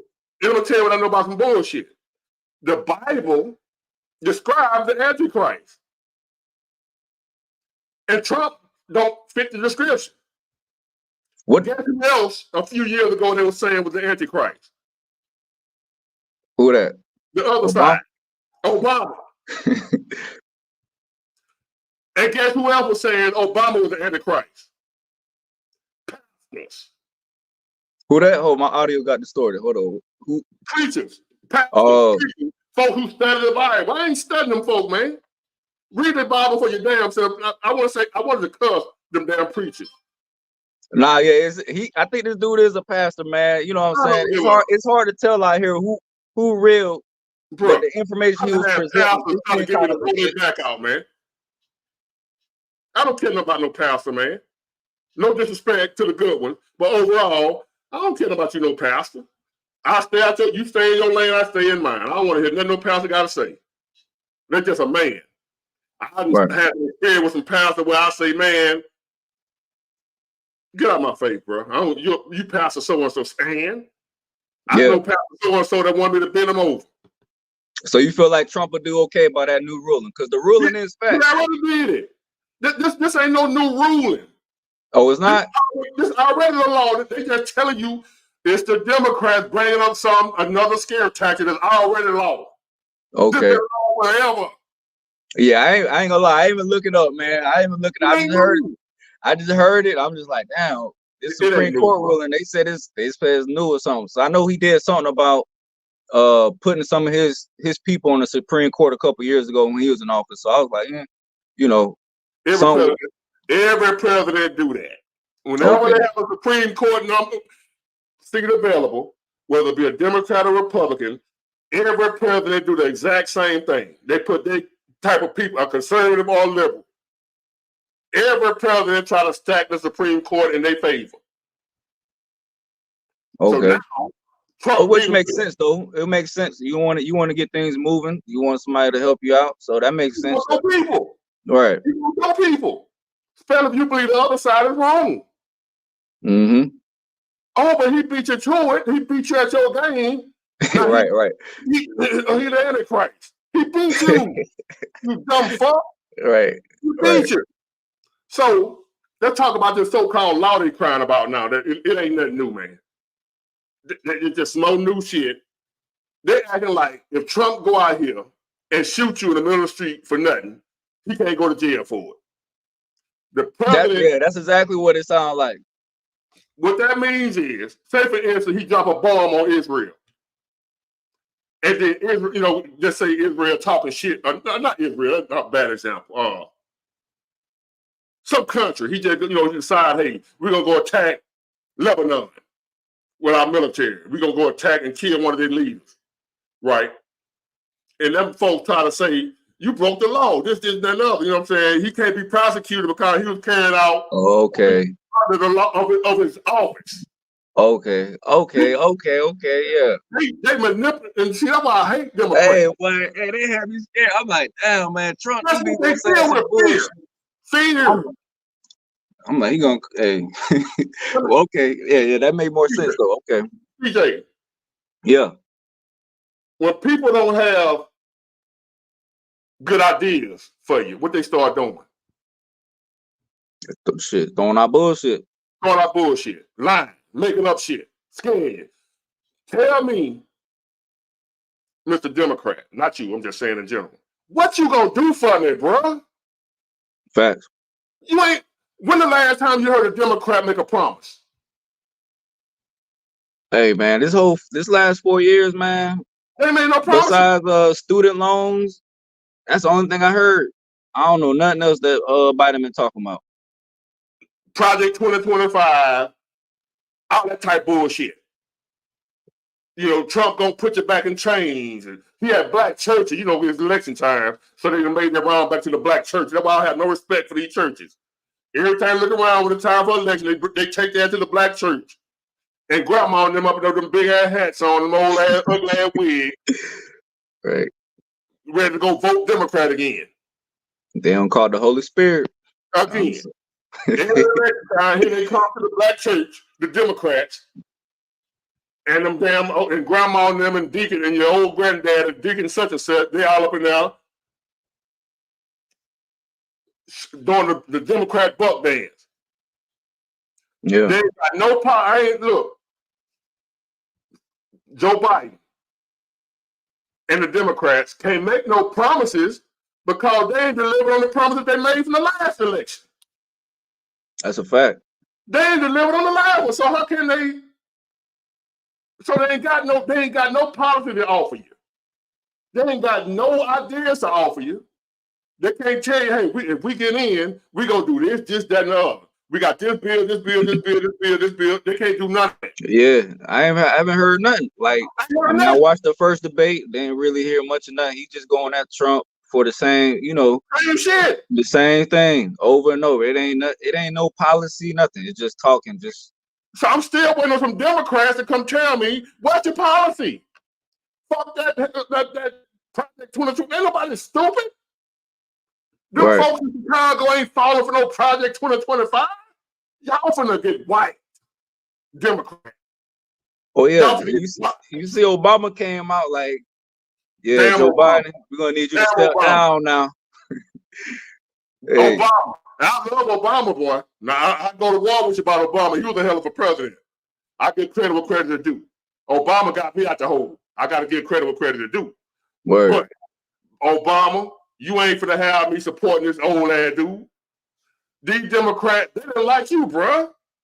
They fought against Obama. The Democrat Party fought against Obama. The whole term. I feel like Obama could have did a lot more for real, man. People think Obama wasn't for the people, man. But I feel like he's the first black president, man. So they gonna, that leash was small, man. And then, Let me tell you what happened with Obama. Why a lot of black folk don't like Obama, and they say he'll sell out. He ain't do nothing for black people. I'm gonna tell you why a lot of folks say he ain't do nothing for black. Hold on. Here go another one, CJ. Let me see. Albert on Big One. Please look at the Chevron bill. It's a law that Trump's appointed judge passed. Please look it up. It'll pass on June. I ain't looking up none of that shit. The Democrats, they look this up. Look, I ain't looking up shit. I need you Democrats to tell me what the hell you gonna do for us. I ain't got time to go and look up nothing about what you saying Trump did. Fact. What y'all gonna do? We right around the corner now. We need to That's something the best right. they can do, man. That's the best they can do. Keep telling me to go look up some shit. Trump ain't telling me to look up a damn thing. He telling me what the fuck he planning on doing. That's a fact. That's You a gonna fact. look on Trump's website, he got a whole list of shit he talking about he gonna do. And the last time he was in office, the shit he said he was gonna do, guess what happened? He did it. Nobody buck against him. They tried and it didn't work. I was a hush Trump supporter, man. The first go around, I ain't vote the first election for nobody. I'm probably not gonna vote this time either. But I always tell people, I like, man, I kind of rock with Trump. You know, it just seemed like he more for what the average people going through out here. He kind of can relate a little bit more. So I'm looking at the what they come out of Obama. Ain't no president perfect, but I can pinpoint some things Obama did. This, that, healthcare. I had pre-existing conditions. I can point out some things Obama did that affected my life. When I'm voting for a president or whatever, I need to know what you can do to affect my life. I don't want to hear that other bullshit. So, was Obama perfect? I ain't perfect. Shit, I do some dumb shit. right. I do dumb shit. So I ain't expecting a man to be perfect. What I'm saying is when Obama got in office, he had a Democrat-led House and Senate. And still struggled to get shit passed because they didn't want the fact that this motherfucker black. I forgot all about that, how he had both of the parties together. They struggled to get shit passed because his own party, you Democrats, his own party fought against him because they didn't want this Negro looking good. The first black president, they didn't like that crap. The racist ass Democrats, whoever that dude was, just telling me to look up some shit about Trump. Your own Democrat party fought against the first black president and they wanted his ass in there. That's it. They didn't want the first black president to turn the U.S. up. They didn't want that to happen. Bro. His own party. They telling me to don't talk that shit about a damn Democrat. But hey, Big Ward, man, I appreciate you, man. My phone about to die, man. So I appreciate you. All right, for sure, man. Stay up. All right, Malik. Obama passed some bullshit. Hey. But he passed some good shit. Biden ain't did a damn thing. Yeah, Obama, I ain't sitting up here, I ain't saying nothing perfect about now one of them now. Obama killed some innocent people over there overseas.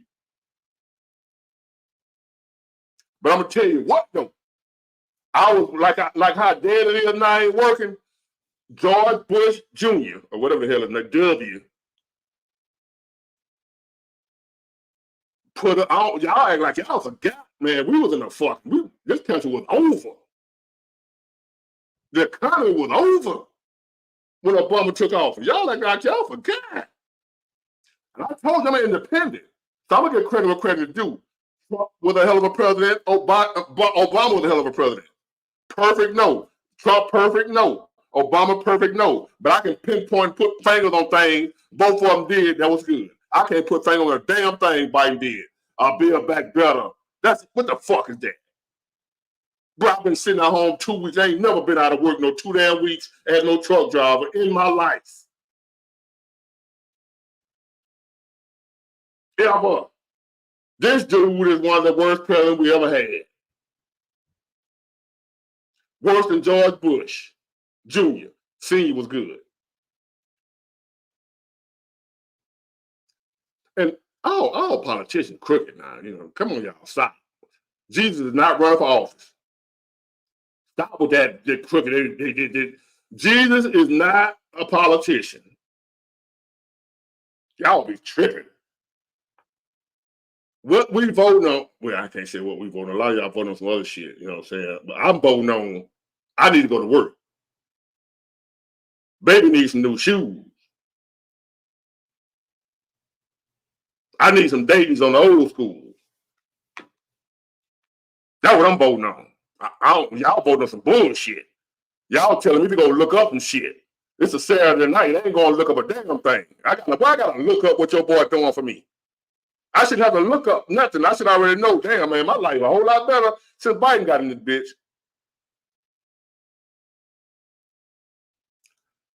Now, Bill, I can't tell nobody how to feel about nobody. When Obama got in office, the economy was fucked. See, I know a lot. I ain't one of them dudes that don't think racism exists. I'm not, y'all can call me a coon or sell out. I know that a lot of y'all hated Obama because he was black. Yes, I'm for Trump, but I ain't no fool. I know racism exists, and a lot of y'all ain't gonna accept the fact that a black man did a hell of a job. I ain't stupid. Some of y'all might really think I'm a sellout. Might believe that shit. Y'all might believe the Kool-Aid. I ain't no damn sellout. Obama was a hell of a president, and I can point. As a matter of fact, let me run down some of the things he did. Obama got in office. The economy was dead. Y'all must have forgot when George W. was talking about this is the worst recession on the brink of a depression that this country have ever had. Do y'all remember that? And do y'all remember when he got in office, the Democrat led House and Senate bucked everything he tried to do with his own party? Do y'all remember that? I remember as a gas hauler, gas was like $5 a gallon. I remember that when he took office, when Bush left. I remember the housing market crashed. I remember that. I remember insurance companies, you have been paying your insurance premiums all them years, and when you finally had to go to the doctor, and if they felt like whatever you wanted cost too much, they could just drop you when you finally needed your insurance. I remember that. See, a lot of y'all don't remember that. I remember. Hey, we ain't got no socialized health care. Get your racist ass up out of that dumb shit. So I remember. I'm paying, how the hell he socialized health care? I'm paying $1,155 motherfucking dollars a week, a month for health care. I wish I did have some socialized health care, you Claudia G, you fucking racist. Get out of here. Get your stinking ass out of here. The dumb shit. I don't play that racism shit either. I don't play that shit either. So don't come, you think because I like Trump, I'm some type of Yahoo, some redneck loving racist? Get your ass out of here. I tell truth. I don't do that racism shit either. That man was a hell of a president. I know a lot of y'all don't like him because, I know that. I ain't stupid. For you black folk thinking I'm a goddamn seller, I know the racism is still here. What I'm saying, it ain't 1930, is what I'm trying to tell y'all. That ain't the reason black folks ain't making it now, cause some racists. So racism still does exist. When I see these redneck Yahoo talking about Obama didn't do shit, then you was a damn lie. Because I'm sitting there telling you what he did. Was he perfect? No. Ain't no perfect president. I'm voting for Trump. Trump ain't perfect. Get out of here with that bullshit. When Obama got in office, the housing market dead. People losing houses left and right. I had a 401k, had like 80 grand in it. That bitch went down to like $15,000 in 2 weeks. It went from $80,000 to $15,000. My whole 401k gone. Gone. So that's what Obama took over. I lost like what? That's $65,000 overnight in my 401k. 65 grand. When Bush tanked us. People are losing their homes. Losing their cars. Banks collapsing. Y'all forgot all that? That man came in and fixed all that shit. Fighting against his own party. And y'all gonna try to tell me that man was a horrible president Like I don't know where y'all really coming from. Like I don't know that. Look, I'm for the people, white, black, what have you, but for racists, I ain't for y'all. Y'all get the hell from over here. Go find Rush Limbaugh channel. I ain't for y'all ass either. I don't do the racism. Get the fuck from over here with that bullshit. Cause I got facts. Just like I ain't with the Democrat, that scare tactic bullshit. I ain't for y'all racist ass either. So miss me with that bullshit. How I'm telling facts. I deal with facts. I don't deal with emotion.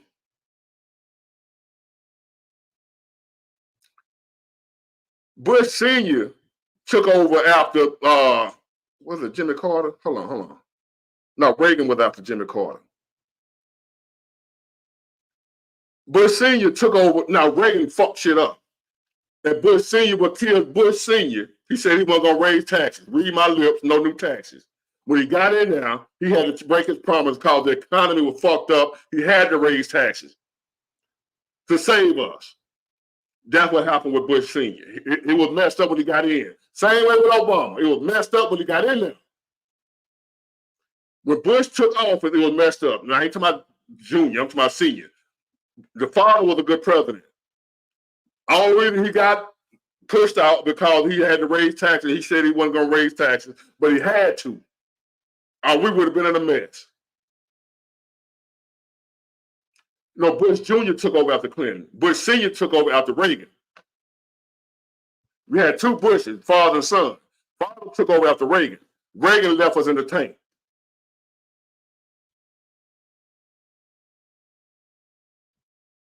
So I believe in facts, y'all. I don't believe in that emotional stuff. I don't believe in scared tactics. I don't believe in racism.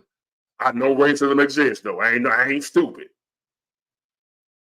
So anyway, and y'all who ain't got no picture up here, you just gonna sit there. You're not getting on here if I can't see you. I'm not trying to hear nobody on here to my nigga and all that. I ain't got time for all that bullshit. Get your dumb ass out of here. If you can't show your picture, because everybody able to do that. If you don't know how to put your face up here, don't even come on here. So let me go with plumber payday. Let me see what you're talking about. Turn your mute off.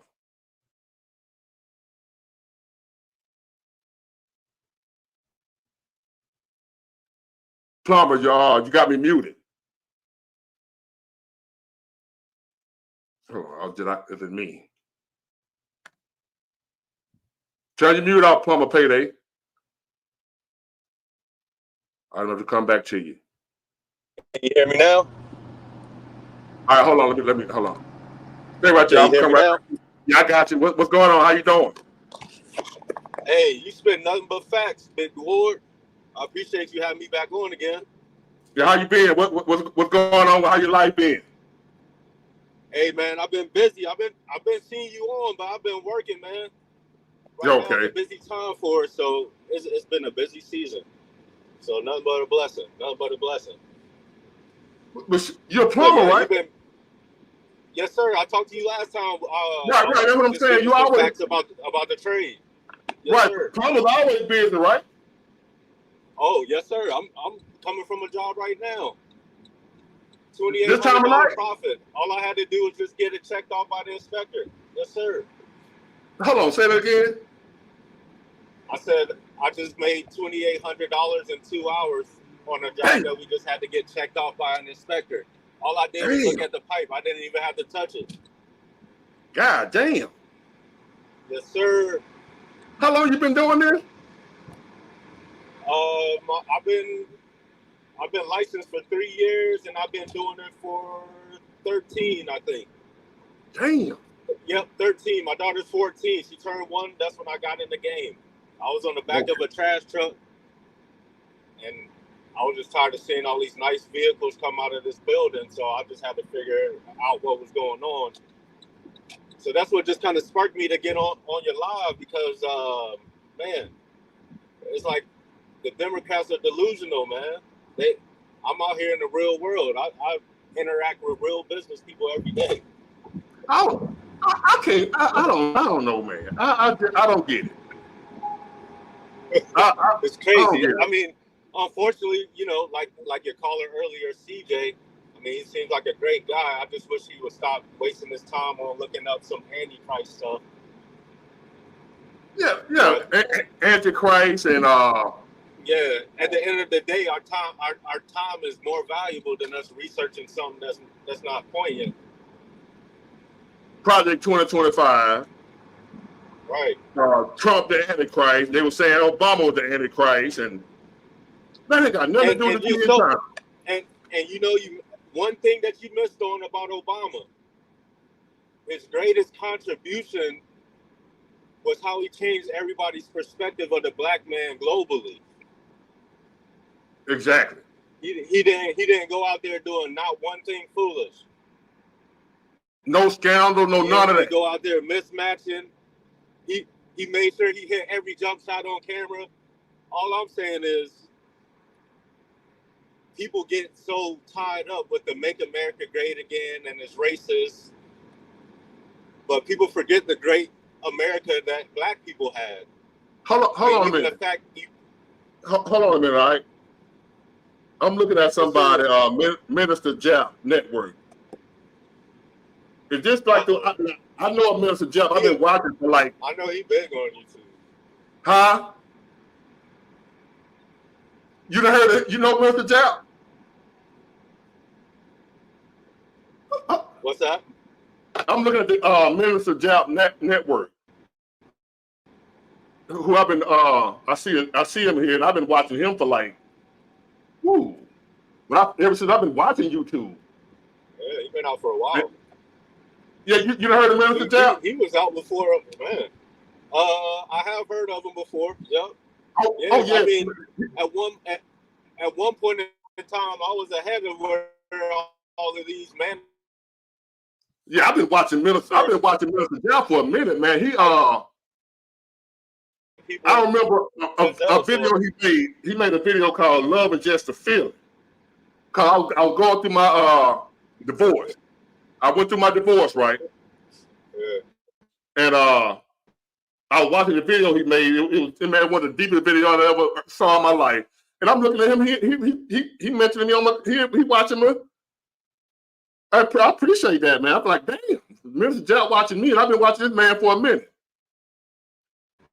Yeah, the name of the video, it was "Love Is Just an Emotion," just a feeling. And man, and that helped me a whole lot as far as getting over what I was going through, my divorce, my marriage. And that's what's up, man. I appreciate that. But I'm sorry, man. That kind of caught me off guard with somebody that you've been looking up to. So,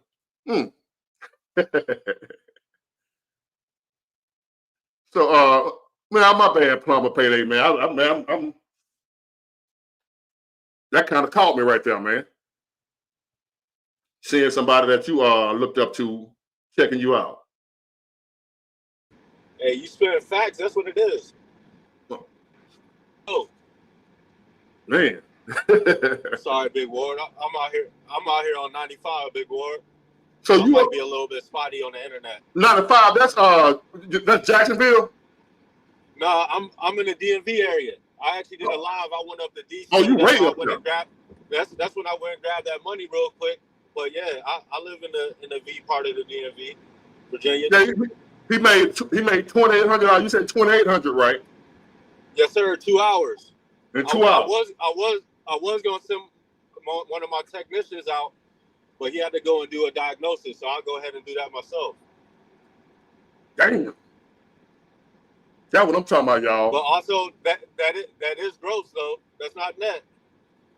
It'll be net if you know how to do your taxes right. Oh yeah, absolutely. So I'm trying to finally go on vacation. I'm trying to find a decent general manager, somebody who looks like myself. But I'm trying to get to that point one of these days. A general manager, why you gotta look like you? That was always my dream. To have a black man running your company? To collaborate with somebody who's like-minded, like myself. Oh, someone of the same background. You're not talking race.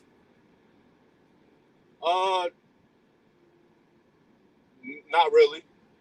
Cause I'm gonna tell you something. Now this might sound crazy. Yeah. When you're a black man and you own a successful business, you don't want other black people to know you own that business. Hey, you know, I actually realized that. That's so true. I So, was like, hey, maybe let me hit up this church that I used to go to, and this, that, and the listen to me. other. I have some difficult Listen to me. customers, but I don't know. Listen to me. Anybody that's out here that's black with a successful business. Hey, Danielle, welcome. I'm glad you're here. Anybody that's black with a successful business and you want to keep it successful and grow, don't let black folk know you own that business. Who in the hell say all black folks are the same? I tell you what, you do it then.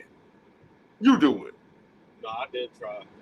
I'm looking at comments. Now I hate when folks say all black folk are the same. You ain't gotta listen. Do what you want to do. But it's a good idea. I'm telling you what I from experience now. When black people find out, now I ain't talking about all black folks, because you got folks that support, you got black people that support black people. I support black business. Absolutely. I support black, so I know all black people are the same. I'm saying overall as a whole, black people hate each other. Now you ain't gotta believe it and go on out there and let one of them black folks knock your head off. Cause you thinking they love you cause you black. Right. Now, you know, I was pulling my hair out almost for a year with that situation. Yeah. You need some white. I mean, get you some white friend, man, and have the white folk be your front man, like they own it. I know that sounds crazy. Yeah, I was thinking. Yeah, absolutely. I mean, I need maybe like a trifecta. I'm gonna get an Indian guy on the technical side. One of my Latino brothers or sisters on my operations side, and then somebody else for the books. That's what I'm looking for at this point, because I kind of do it all myself, but you know, the amount of time and energy that I'm putting into that side, I would rather put in to some other things. I want you black people to listen to me. Because like y'all might some of y'all say I'm gonna sell out Uncle Tom Coon. I don't give a damn what you say, but I'm gonna tell y'all some truth right here about race that's going on in this country. Some true stuff now, not that fake Democrat shit. There's some true racism stuff here right now. If you black and you own a business, I suggest you don't let a lot of black people know that you own the business. Another thing I suggest, if you selling a house and you black, you don't want a lot of white folks to know that you the owner of the house. When they come out to appraise your house, I suggest take all the pictures down. If they know that you black and you own that house, they're gonna appraise it lower than what it's worth. You ain't gotta take a word for it. Do what the hell you want to do. I'm just trying to tell you something that I know. I know that from an appraiser's mouth. Okay. Yes, sir. I ain't just running my damn mouth, but you ain't gotta believe me. You ain't gotta believe me. So I'm just trying to help you out a little bit. Hey, Big Boy, I had another question for you. Go ahead. I'm about to... You breaking up.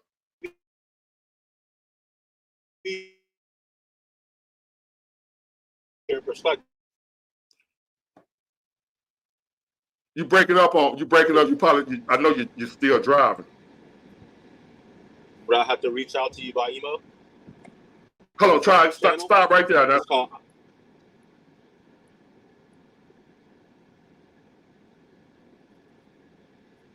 Put it. Oh, shit. I ain't heard a word you said. You said YouTube channel, and then you went out.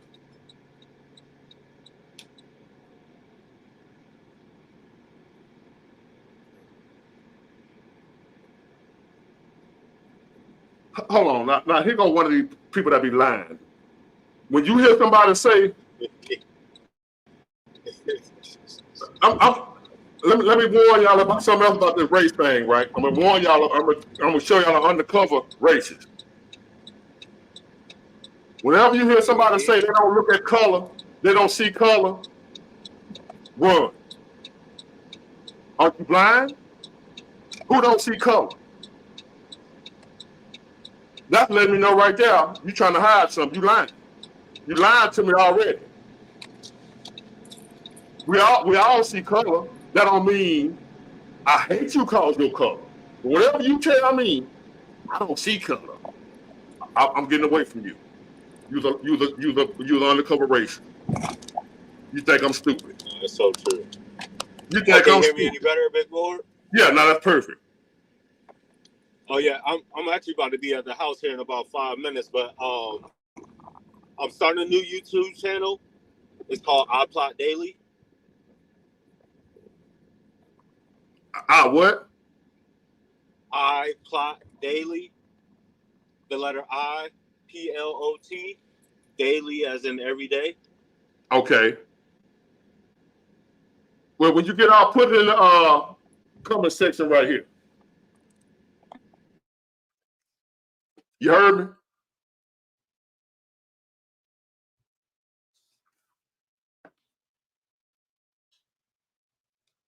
Yeah, I'm gonna go move on because he in a bad area. If you hear me, put it in the comment section the name of your channel.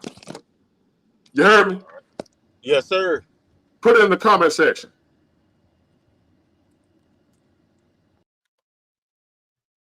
All right, Vernon, hold on. You up next. I'm talking to anybody who's saying, you say, am I talking to you? Did you just say you don't see color? Did you tell that lie? If you said you don't see color, yeah, I'm talking to you because you're lying. Who don't see color? Now, does that mean you discriminate based on color? That ain't what that means. But when somebody say they don't see color, they lying. That let me know right there, I don't trust you because you lying already. Everybody see color, unless you colorblind. I can look at a person and see that they white. But that don't mean I hate white people. So if I gotta convince you that I ain't racist, that means I'm racist. I ain't gotta convince you of a damn thing. I'm just gonna treat you with respect.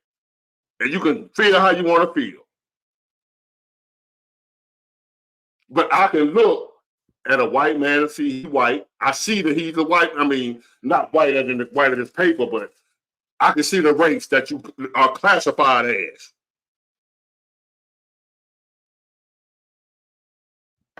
Look at this dumb ass dude out of here. I can't stand you, little no coochie getting punks. Get your ass out of here. Mr. Shea, whatever the hell your name is, you out of here, chump. You banned, so go, you can just watch, you can't come and go find somebody else to play with. Exactly. Say whatever they all these colors I got on. Yeah, all these colors. And y'all see them too. Y'all see these colors. I don't see color. You a damn lie. Get your ass out of here with that. Who you fooling? Go without them Democrats and lie. You damn sure parent. I don't see color.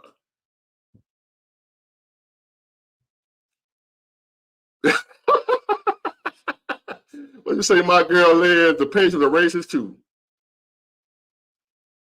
Y'all, they kill me with that shit. Like, who fall for that? I don't see color. I see color.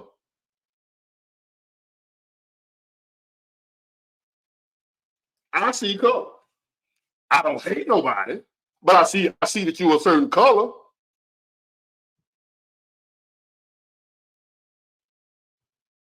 Who said you treated someone different based on the color of their skin? You weird. You crying. The hell? You don't even know me. You crying for somebody on the internet. Let me get you out of here. You weird. You crying. And you working? You're a nurse working on people. You in here crying because somebody said on the internet. Whoever that lady is right there, y'all better make sure she ain't working on your family member because she crying because somebody said because that she see color. She over here crying.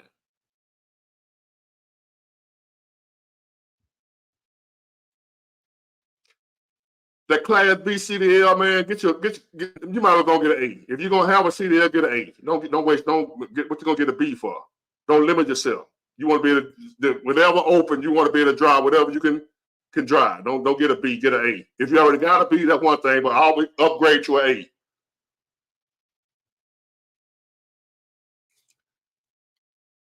I don't know, but she said she don't see color, and she crying because I said you do see color. She says she crying, but she probably lying about that too. She lied about she don't see color. She probably lying about she crying. What you crying for? I ain't cut you out or nothing. Just said you lying about you say you don't see color. That's a lie.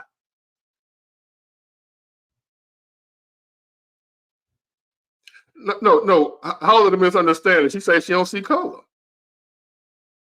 And I done been around. I'm from the South, y'all. Y'all know that. I'm from the South. So I done dealt with that. For people to think that I don't believe that racism, and I'm from the South, how the hell you think I don't think racism exists? That she worded it wrong. She can say, she meant, and I kind of understand. I kind of know what you mean. Like, but don't say that because you talking to somebody who done dealt with racism all my life. So when they go to saying that stuff like that, them dog whistles for me. I don't see color, and then turn right around and fire you for your color. So when you done dealt with stuff like that, I don't like to hear stuff. No, you're dealing with somebody who done dealt with these things for real, in real life. So just say you don't treat people different because of their color. Don't say you don't see color. That's a lie. I just don't treat people differently. But I see their colors. But I treat people equally. I respect everybody. I don't treat you differently because of your color, but I do see your color though. But Vernon, you up? What's going on, man? Let me see. Ward. Hey, how you doing, Vernon? How you doing, Big Ward? I'm good, man. What's on your mind? I'm doing great. What's on my mind is, I'm in tune with Minister Jap too. I used to watch him like I watch you. I used to watch him faithfully, but he's got a good channel. The way I feel about Obama, Obama was a decent president, but this is the thing I feel about Obama. Obama, he got the first presidency. People wanted the first black president. We got it. But I think Obama knew the second time we weren't going to go vote for him. So what he did, he went to the alphabet people and he gave them everything they wanted. I'm a Trump supporter. I think Trump has done more, if you want to say just for the African Americans personally. Don't say that. You're a sellout. Yeah, I know that, but that's okay. But I didn't always feel this way. I can say that. You finna speak some straight up truth, but they ain't gonna believe you. They're gonna call you a sellout, and then they're gonna ask you about 2025. Well, those are the people that are still. They need to understand. Martin them got the water fountain for us. They got the back of the bus for us. They got all that stuff. Okay, get over it. That's done. We're not fighting that fight no more. Right, they still stuck on the water fountain. Yeah, they still stuck back there with Martin and their rights to sit in the front. These people don't care if you sit in the front. They don't care if you got a black and white water fountain nowadays. That we're past that. Now, I want you to say that again about he did what for black people? He didn't do nothing compared to Trump. For a black, you could probably talk to some black men that had needed their signature, needed some help. I know some older men that I've talked to that they have been trying to, when he was in office, they were trying to write letters to Trump, and their friends got help. And see, this is the private thing that our race talk about. This man has helped people. And on a personal level, Trump is not about wars and fighting and all this stuff. He's about making money. He's always been a businessman. And like I listened to him today, he's going to tell you exactly how it's going to go. He tell all these leaders how it's going to go. And this is what's going to happen if it don't go this way. And we need that. We got to get out of personality. I'm sure he got his ways. We all got our ways. But in 2021, I'm a truck driver. I'm from Florida, but I'm in Kansas City right now in my truck. And I had to put 3 loads together when I didn't even have to go to Georgia to make this type of money. You see what I'm saying? I know what you're talking about. I'm working 4 times driving away from my family. I gotta wait for this load to get the load to go back to Florida. I gotta wait to Tuesday just to make the other side of the money coming out here. And I know as a trucker, I feel it. And this is what a guy told me. All you got to see if you can do 4 more years of this, or was your life better 4 years ago? That's it. Don't look at the person and all of that stuff, because if you're honest with yourself, your finances, your life, you have to not vote for so much the person.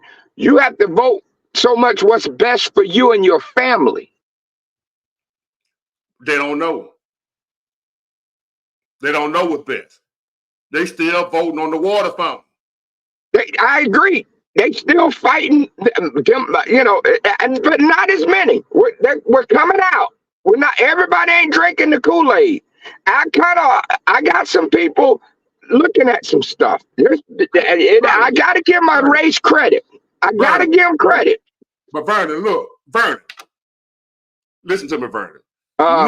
Look how bad it had to be for us. Yeah. For people to file. Look at Chicago, what had happened in Chicago for them to finally say, F the Democrats. Yeah. They done lost their whole damn city. Yeah. I seen them. They're trying to put Republicans in there, and they've been telling them, look at your Democratic states. Look at them. But look what it had to happen for even with me. I had to damn lose my business for me to wake up and say, damn, man, fuck these Democrats. Yeah. I was a Democrat all my life. Look what had to happen.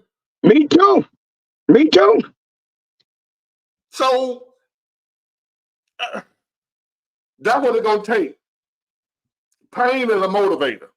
Pain is, and especially for hard-headed people like us. We got to be thoroughly convinced. Look, Vernon, this is what I'm talking about right here, Mr. Natural. Trump didn't stop any wars, just gave tax break for the rich. What the fuck that got to do with us? Trump don't have to, if you listen, Trump don't have to go to war. They know America. America is very strong. Mr. Natural here say Trump didn't stop any war. They one of my old water fountain drinking Negro. Trump didn't stop any war. What war? We didn't have no war about Trump was in office. Well, they don't have no conception. See, when stuff come over here, then they'll understand. But again, they got to touch the hot iron. You can't tell them. You can't tell them it's hot. Pain is the motivator. Yeah. And the pain ain't hit them yet. Cause a lot of times you ain't trying to run a business. You ain't out here trying to get it. You ain't out here trying to build a business or trying to elevate your family. Then the Democrats ain't hurting you. Well, ask him how many black generations that he know. I'm gonna hit a nerve. Been on welfare. We've got 8 generation back families been on welfare. It wasn't meant for that, and we pay for that. Big War. I know. We pay for all those programs. And none of the people want to borrow $40, $50, $60, $250. Well, Trump ain't did enough for black folk. He a racist. You know, I think Obama was a fine president, a fine man, but directly for us, and you put that in contrast with Trump has done more for us. If you can get from looking at what you think, all the rappers in the 80s was down with Trump. All the videos, all you heard was Trump. How can he be with all these people if he's so prejudiced? Al Sharpton, crazy about it. Now his biggest enemy. Well, Al Sharpton was an informant. All of them got dirty hands. We know Martin did his thing. Al did his thing. We know what Jesse did. Yeah. Come on now. Let's just be for real. But they're men. I'm not against them, but they're mere men. They were mere men. They were men. Yeah, human beings. Yeah, we're human beings. So they did their job. It's just that we got to stop being stuck on How you their ideology. how you feel about Bill Clinton as a president? I like Bill. Bill's a I hell ain't of a got president. Yeah, I ain't got nothing against Bill. Bill was cool. You know, like you say, Obama go out there and shoot basketball. See, that's what gets these people. Oh, he black. He could shoot. He shoot a 3-pointer, and he hung out with so. No. Y'all, it just does. Our culture is so sad. It just takes a little bit. You seen him at a barbecue. Oh, see, he black. He got some hot sauce in his hand. What? Because he got hot sauce in his hand, you gonna trust him? What about his policies? So what, he can shoot a 3-pointer? And what I was gonna ask you about Bill, right? As far as you just said what you said earlier about they ain't none of them perfect. Right. As far as what have you, as far as the character, everybody, got flaws. Right. Okay. Bill did an excellent job. He the reason I got my CDL, called the policies he had. All right. Okay. But he got head in the White House. Right. Okay. Well, it can't be that bad. They found cocaine in the White House. Democrats overlooked that, though. Democrats overlook that when they boy do something wrong, they overlook it. Betty Ford, she would have turned over in her grave. Yeah. But then here you got, if Trump did anything wrong or say anything, they're going to run it into the ground. Oh, yeah. He going to say something stupid. Black jobs. That offend you? Black jobs? Yeah. They so feeble. Bill Clinton got head in the White House. Yeah. And guess what? Let me show you the difference. That white woman stuck with him. That's what's been talked about in the talking points. See, a Chinese woman, they're not gonna leave you. She gonna make you think you the best thing in bed. She ain't leaving you. Them women ain't leaving them. They're not leaving them men. They got more. This is why these black women are running around crazy, because you left a good man. Oh, he stayed out all night. Oh, okay, he might have messed up on you. They're smart enough for the long term. These women are smart enough for the long term. I ain't gonna agree with you on that now. I ain't staying with nobody gonna mess around on me now. I ain't gonna blame a woman if she leave if you mess around on her. Hey, you know what Kevin Samuels say? A man with money got options. I don't mean that he got to exercise them. I'm not saying he got to exercise them. But see, these women you talking about that ain't leaving those men, those are rich men. Right. So she ain't staying with him because she love him. Right. So Bill Clinton's wife, she stayed with him for financial reasons. And that's it. And this is a good point. You don't agree with me on this little point. I don't agree with you. This is what black people need to learn how to do. So what? You don't just fall out with a person because you don't agree with them. We have to learn how to do that. But you do That's agree with okay. You just agree with them. Yeah, but I'm just okay. But I'm trying to use that as, let's not do that as a people. Let's learn to disagree to agree, and then we just move on. But we're not apart. Exactly. Well, I got Ms. V Smile waiting in the line right here, man. I appreciate you joining in. I want to keep her wait too long. I finally got a woman on deck, y'all. All right, let's hear her. Now let's see if she's finna go off on Big Ward. Let's see what's finna happen here. All right, Big Ward. Thank you. Keep it up, man. You're doing great. All right, thank you. All right, V Smiles, what you got going on? Hey, how are you, Big Ward? How are you doing? I'm good, V. How are you doing? I'm doing good. I really wanted to come on here, give you your praises, and really say thank you for the motivational videos that you really put out there. You really help a lot of young men and women like myself to be their best selves, to not give a F of what anybody thinks. Exactly. And to prosper and to, withstand all of different parts that we face in today's day and age.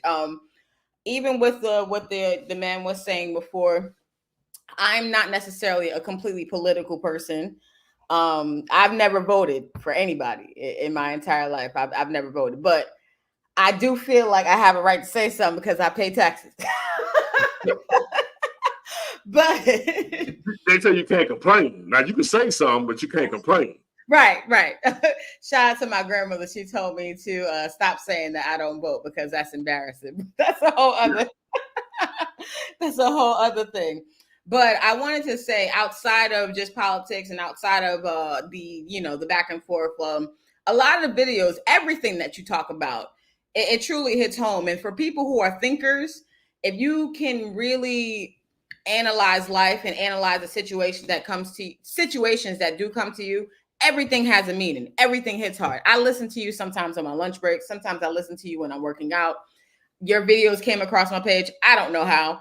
And for me, it's something that I feel like a lot of young people need to pay attention to, is the wisdom that comes from older people, and not just the wisdom that people just bestow upon themselves. No, I like how you explain when it comes to your wisdom based on your experiences, the things that you went through in life, the things that you really talk about, like situations that you go through and how it applies to your life now and how you've grown from things. Like, people don't understand how valuable that type of knowledge is. Like even for example, you talked about being a Democrat and then now, moving to the Republican Party. I mean, whatever it is, I know that you talk about being a part of Trump. I can't really, I'm not going to declare what you are or what state that you're in. Independent. Okay. Yeah. Sorry. You're right. You did say that. I'm not going to act like I forget. You did say independent. And I'm not going to act like I know exactly, what that entails, because I truly don't know. Because I'm not. I hate both parties. I don't like Democrat or Republican. I might be above you because I'm not. But see, I've never voted. So I guess I'm in a different boat. Exactly. But I understand the ideology of going with what works for you, going with whatever policies that apply to your life and how you can make that work. Now, I do feel like the people who on the brown paper bag side of the game need to really analyze what other groups of people have came to this country and truly done. There's a lot of people that say Black people are out here looking for reparations. They're looking for their hands out, all these types of things. But outside of any party, I feel like it's very important for people to realize, even outside of being Black, because all different races have good and bad and differences to them, to really look at how can we elevate, no matter who's in office, no matter what they put forward, no matter what people can gain from these things. And with the young brother, I really hate how a lot of Black men try to pit people against each other. Like, he wants to compare white women sticking with their men throughout situations, or Black women who stick with it. Anybody can choose to stick with anything, but the truth is, are they happy? There's people who say that they're in a relationship for 20 years and they're crying every single day, all 20 years. Right. So for me, I never really try to compare people to it, because some people could be single and they can be extremely happy. I love when you talk about being alone but not being lonely, those types of things. Like, people don't ever want to cheer those types of ideas on. They want to praise women who decide to be downtrodden and beaten up by a dude, and that's praisable because they stuck it out. No, I don't believe in that. Not me neither. And I'm not again. I love seeing beautiful couples where people do last a long time and they're really fulfilled. I enjoy that, but I hate to hear men praise people just for staying in situations. Like, hearing stuff like that kind of irks me just a little bit, because I'm the type of person, if it's not going to work, then I'm leaving. I'm by my own. What they say I can do bad by myself, that I am unfortunately one of those people. But now, check this out though. What happened? Now,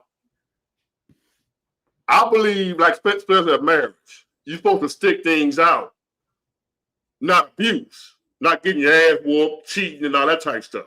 Nowadays, women don't even stick out the fact they just ain't happy. Right? Yeah. You got to be able to withstand some things. I do understand the importance of that, because I have a mother who's been married for almost over 30 years.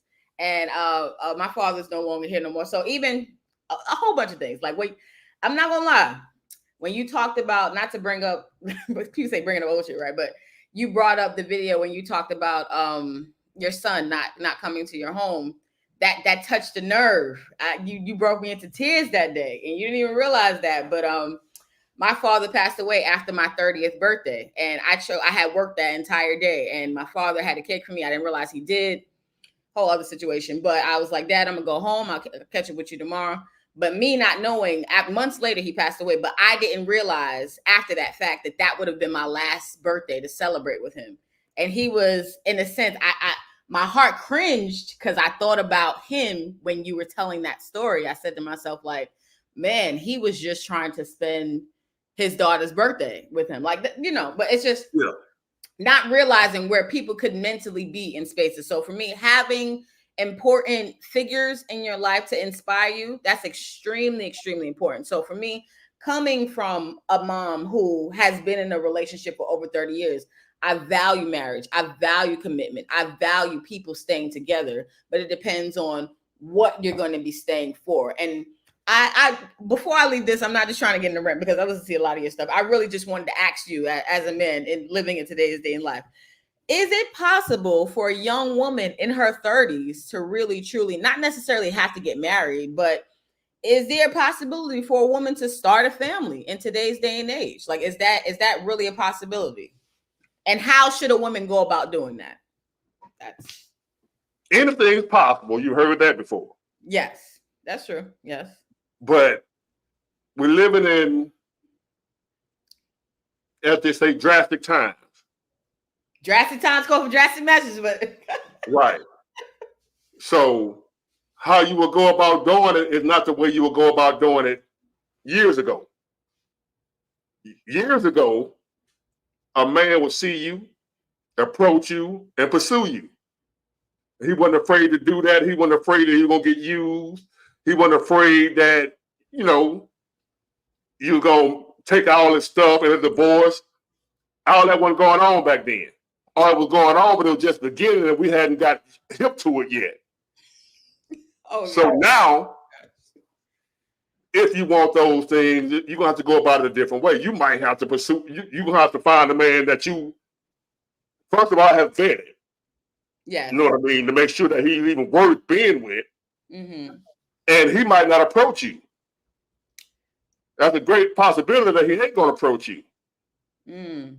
And there's a great possibility that if you approach him, you might have to, the stuff that men used to do for a woman, because men don't want women no more. I don't mean like in no gay like type way. Right. Like it's not for in that reason. You mean like? Yeah, not in a gay way. We don't want women no more. It don't matter. We don't care no more.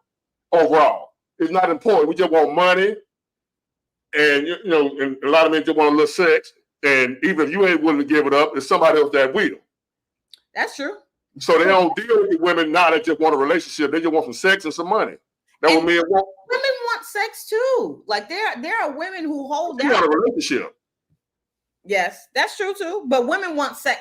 I'm not going to speak for all women because obviously everybody's different. Right, and then the women that men are dealing with now, the women that just want sex. Unfortunately, and see, there's a lot of women also who are not necessarily having as much sex as other women are. They desire sex as well, but they desire a different type of sex. They desire a sex relationship. Yeah, connections. Yes, absolutely. Right, and ain't nothing wrong with that. Don't settle for what if that ain't what you want, don't settle for that. Right. And for a relationship, it's not impossible, but it's damn near impossible. In the climate we living in, because first of all, you got to look at the selection of men. Where do you live? I'm in Brooklyn. Brooklyn, New York? Yes, sir. Okay, so you're in Brooklyn. You prefer a black man or any race? Black man. Okay. Women already outnumber men. That is true. Okay, that's just overall men. That ain't got to do with race. Yeah. Now it's even worse when it comes to black women and black men. Y'all outnumber. The odds become greater. Yeah. Right. Now, that's just men in general. That ain't got nothing to do with gay men. It ain't got nothing to do. Men. Oh, God. you put gay and down low. Down low is gay. I don't separate. Yeah, you're right. No, They're still gay. So Yeah. now they still not looking for what I'm looking for. Mhm. So hold on now. What's up, dreads? Hold on. Them dreads you got? These are these are not real dreads. These are crochet dreads. Yes. I got a man right here last week. He was looking for. He was into a relationship. I have natural hair. Did you not hear me? I was hoping to trying to hook somebody up this week. Well, baby, you can hook me up. I don't know. I'm in a space in my life where I am open to connecting with someone who is looking to start a family, looking to build a legacy, looking to grow. How old are you? And I think you're a good woman. I know I am. I'm just waiting for the right person at the right time. I'm telling you, you are. It takes my verification. I appreciate that. I do appreciate that. So I see my man Steve-O in here. Would you want to come on, Steve-O, and communicate? I got to ask you. First, would it be out with you? I'm okay with it. Hey, that gotta happen. Y'all just talk and introduce yourself. You know, he was here last week. And he a young man. I think he want an older one. How old did you say you were? I'm 32. Yeah, that's old enough. Yeah. Yeah. And where did he go? Did he disappear on me?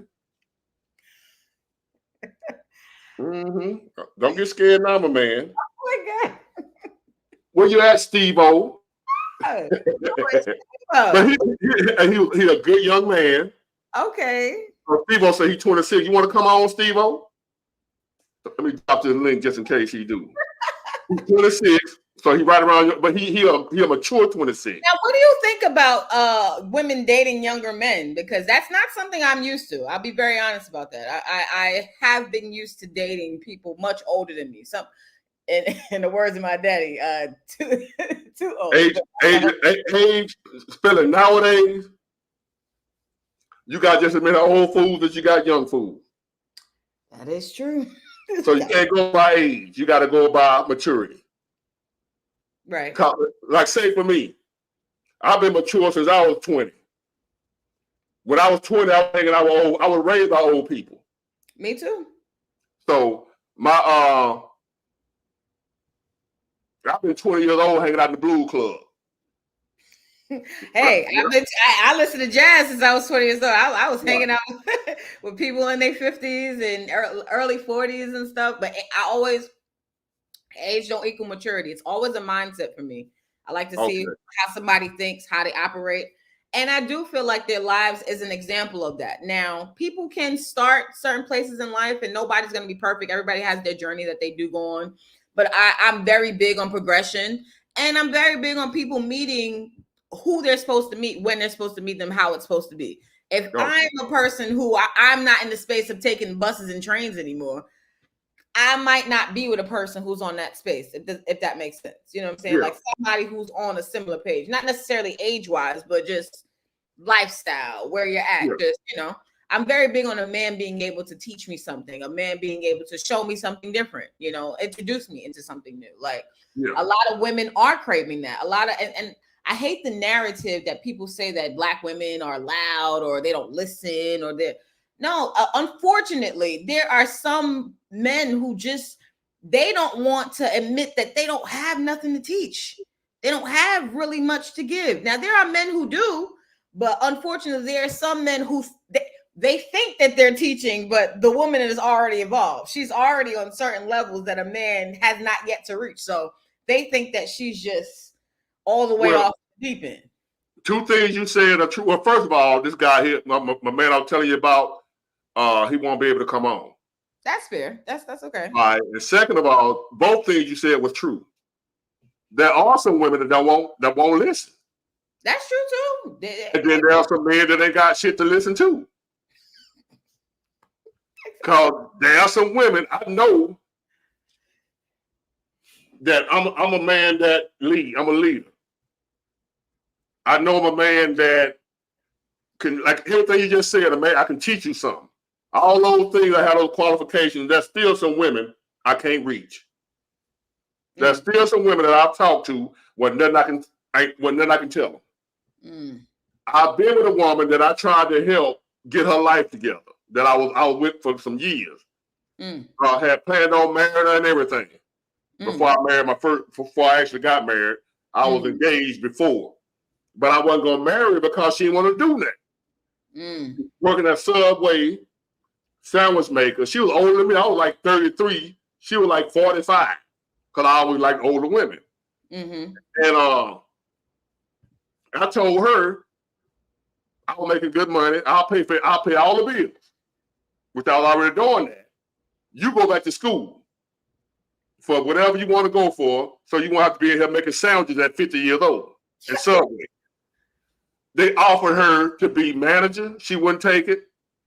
And she didn't want to go back to school. Wait a minute. What? Because she didn't want them to cut up food stamps. Oh, and that's what oh my God, you brought this up, right? I meant to make this comment about what the other gentleman said right before I came on.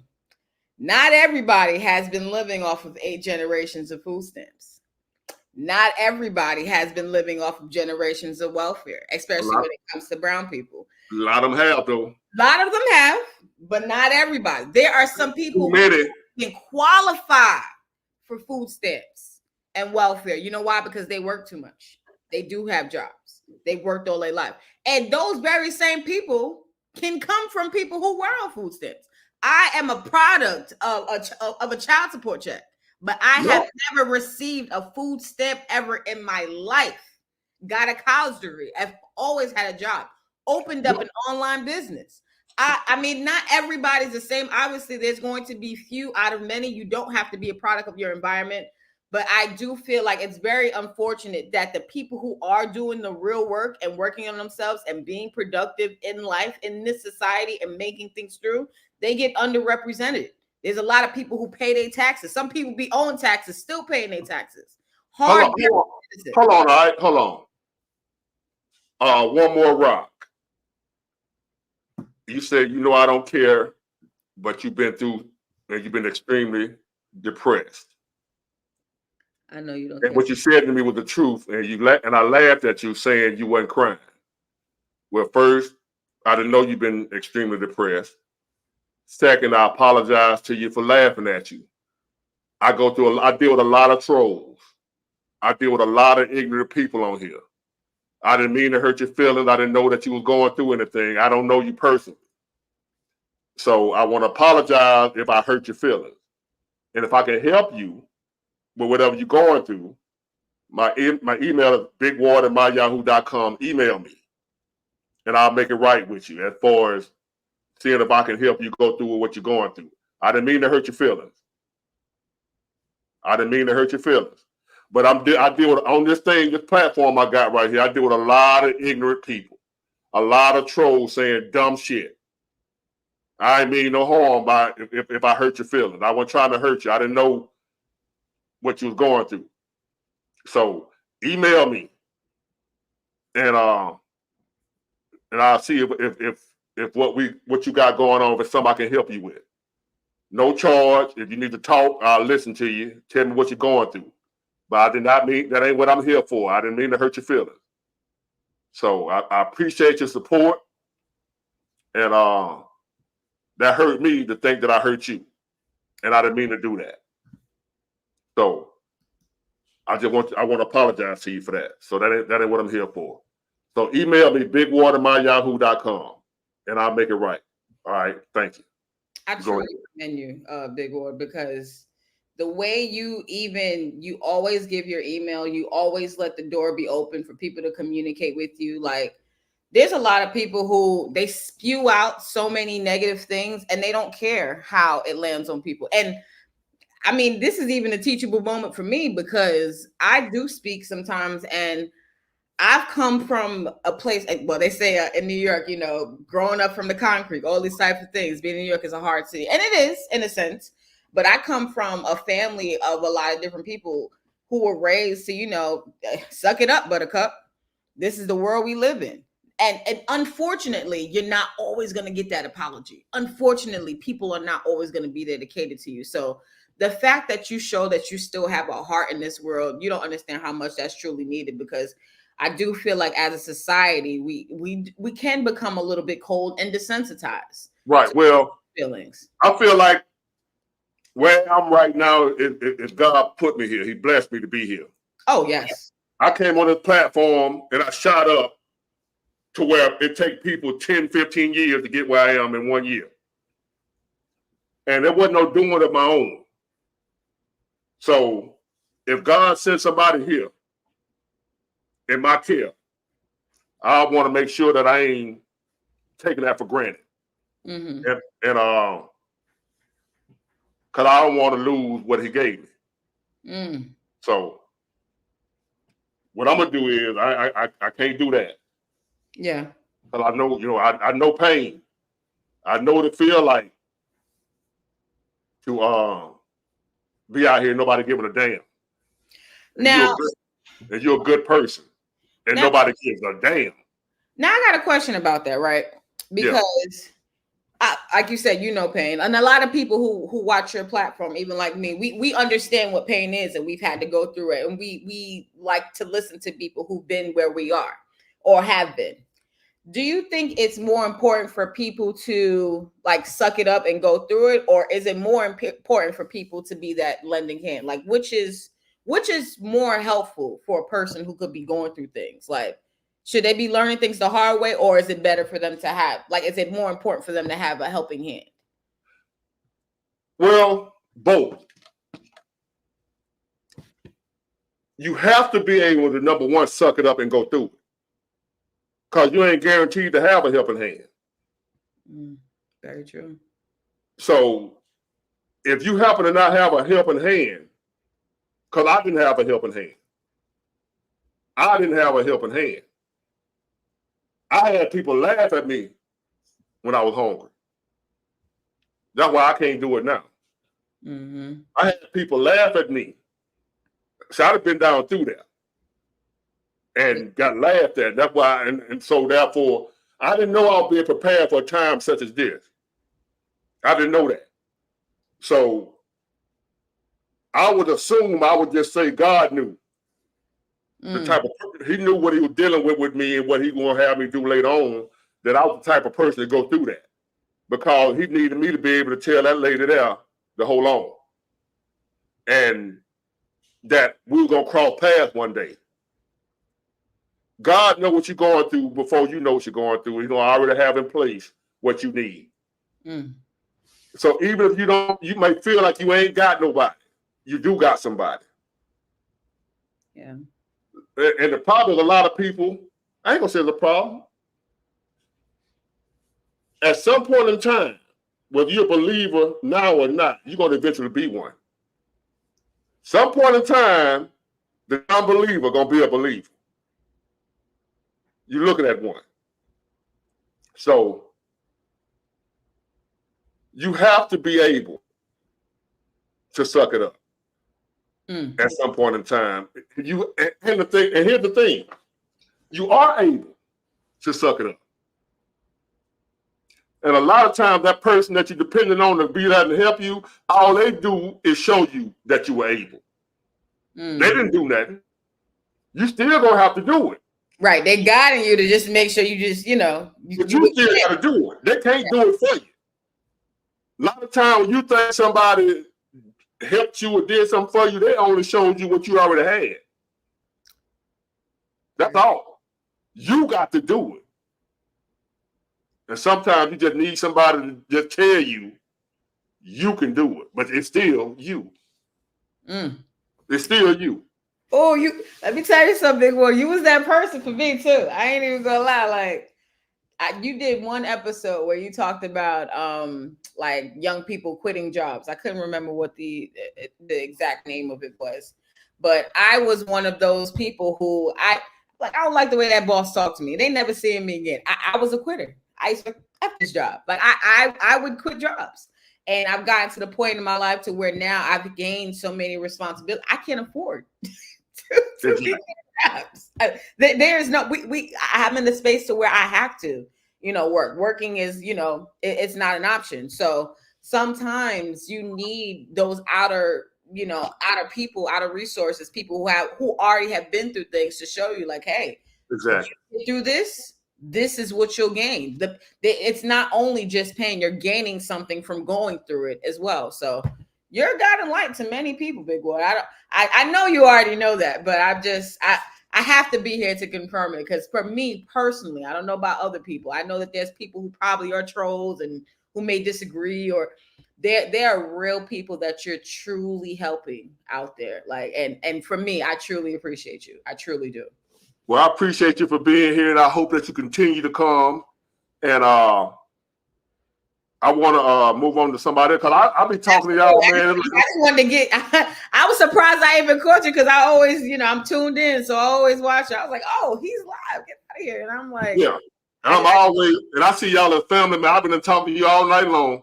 So and I'm sitting there looking at people waiting. So I want to give everybody a chance. I just want to say thank you so much.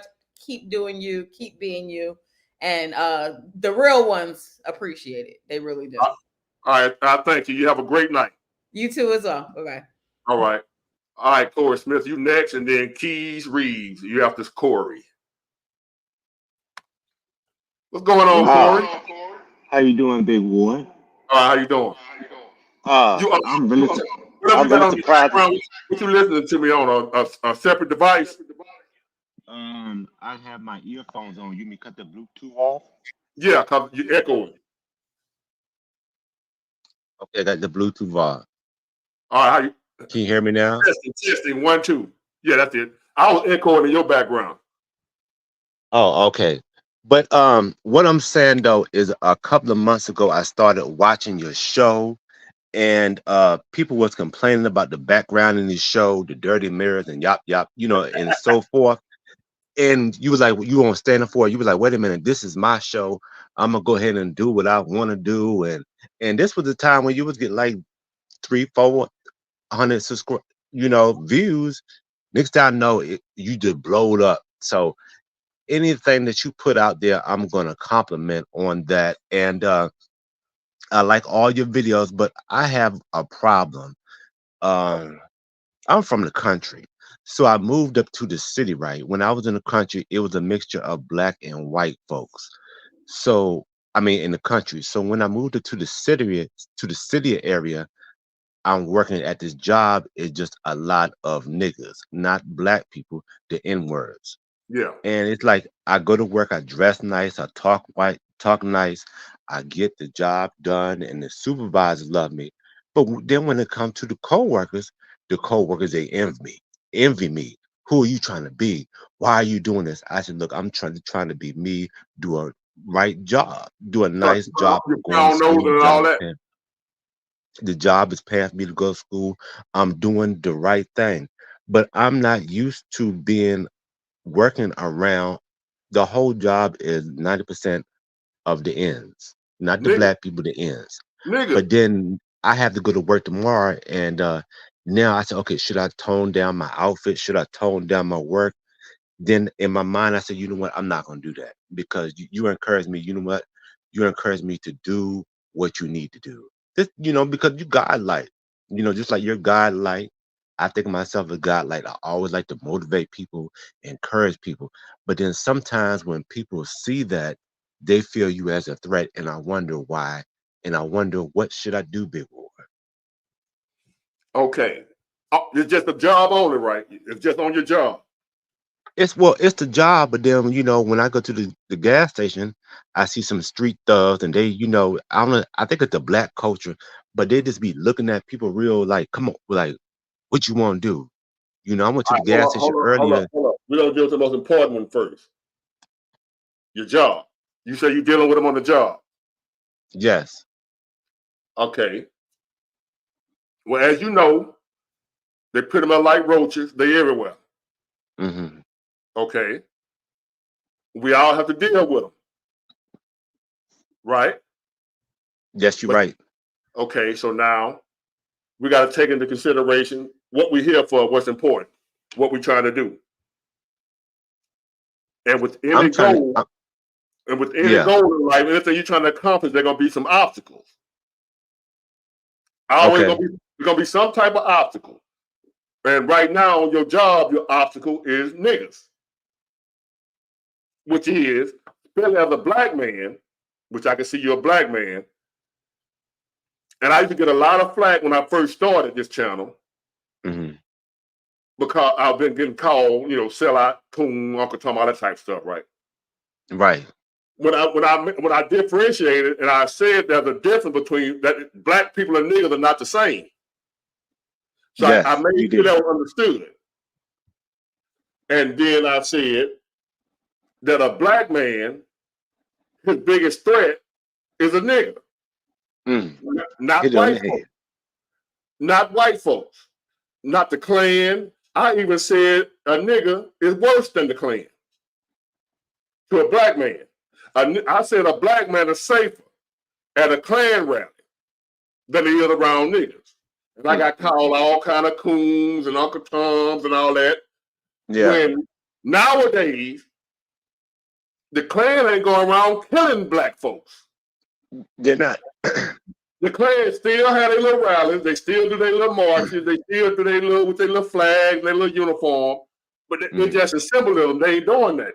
The last time that we know of that a Klan killed somebody in America that we know of was in my city, Mobile, Alabama. Michael Donald. I think it was like 1980 something. Oh. It was around the corner from where I live. What? A family that I knew, that they hung in Mobile, Alabama. Well, from Lord. around the corner from my house. That was the last time the Klan actually did something that we know of, official in America. Wow. But niggas been killing black folks. Probably about 7 of them got killed in my city tonight. Black folks. 7? By niggas. So, on your job, what you do is, I don't know, do you ride to work with the niggas? No, I drive to work by myself. I purchased a new. Don't go into detail because I got some people waiting behind you. We're gonna get to the solution right here. Okay. So you don't ride to work with the niggas? No. Okay. Do you live with the niggas? I don't live with the niggas. At work? What you do at work? At work, I have 3 or 4. I drive the forklift. I back the truck up. I do some order building. I got many things I got to do. I've been there for years. Okay, at work, do you need the niggas to do your job? I don't need the niggas. A lot of times I be doing their job. So I'm like, what you complaining for? So you ain't really got to deal with the niggas? No, but it's like somebody always come up and say something crazy. Hold up. Solution. We're getting to the solution. We almost there. I got something for you. All right, come on with it. So you ain't got to deal with the niggas that work for real? No. So guess what? I'm gonna let you're gonna answer this, you're gonna answer the question for yourself. Guess what?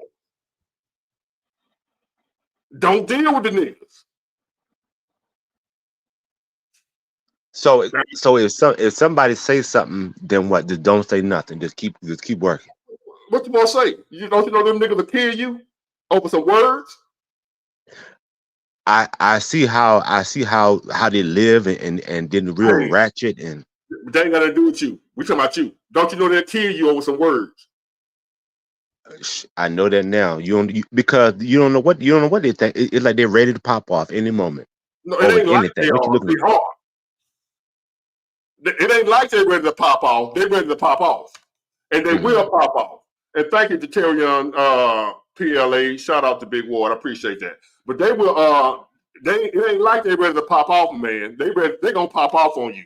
My advice to you is to keep it plain and simple. You go to work. You do your job. They ain't family members. They don't live with you. You don't ride to work with them. You don't have to bomb a ride from them. You don't have to borrow cigarettes from them. You don't need, hey, let me get a light. You ain't got to do none of that. So you ain't got to deal with them. No. If they say something to you, all right, my bad. What example of what they might say to you? You say they say stuff to you like what? They will say something like if I'm working, if I'm on a forklift, somebody will say something like "move the fuck out the way" or "move the f out the way" or "you ain't doing shit" or "man, you ain't shit." It's always something negative. I'm gonna tell you what you do in that situation. Cause you know you're dealing with you know you dealing with somebody trying to get you fucked up, right? Yeah, because I wonder why. Because it's like a lot of people every time I go there, it's always something negative. No, ain't negative. no wonder they niggas. That's what niggas. They just niggas doing what niggas do. Oh, that's what that is. Niggas niggering. So you gotta when you see example, you see a rattlesnake, right? Yeah, What do rattlesnakes do? they hiss, No, I'm trying to they forward to bite. you. If they see your ass, what they do? If a rat, I don't know. Back in the country, I thought the rattlesnakes. I thought they what What they do? hold on. What your parents tell you to do if you see a snake? They said, "Run, boy, run. I'll get the hell away from that snake. Get the hell away. Don't even look back. You better take off and run. So if the snake say something to you, you gonna be offended, or you just gonna get the hell away from the snake? Get the hell away from the damn snake." You ain't gonna give a damn about the snake hissing, right? Because it's a snake. That's what snakes do. Yeah, Okay, so a nigga being a nigga saying something stupid to you, that's what niggas do. But at the okay, end of the day, when that nigga tell you to get the fuck out the way, you need to get the fuck out the way. Get it? yes. Get out the way. If the nigga said get out the way, and unless you want to have some problems, then you need to get out the way. But who want to keep going to work and somebody keep bullying you and keep moving the Get fuck out another the way? You job. know what? One day somebody gonna pop. And now I see. Not You know you, what? though. I'm gonna Let go to the somebody else supervisor. do it, not you.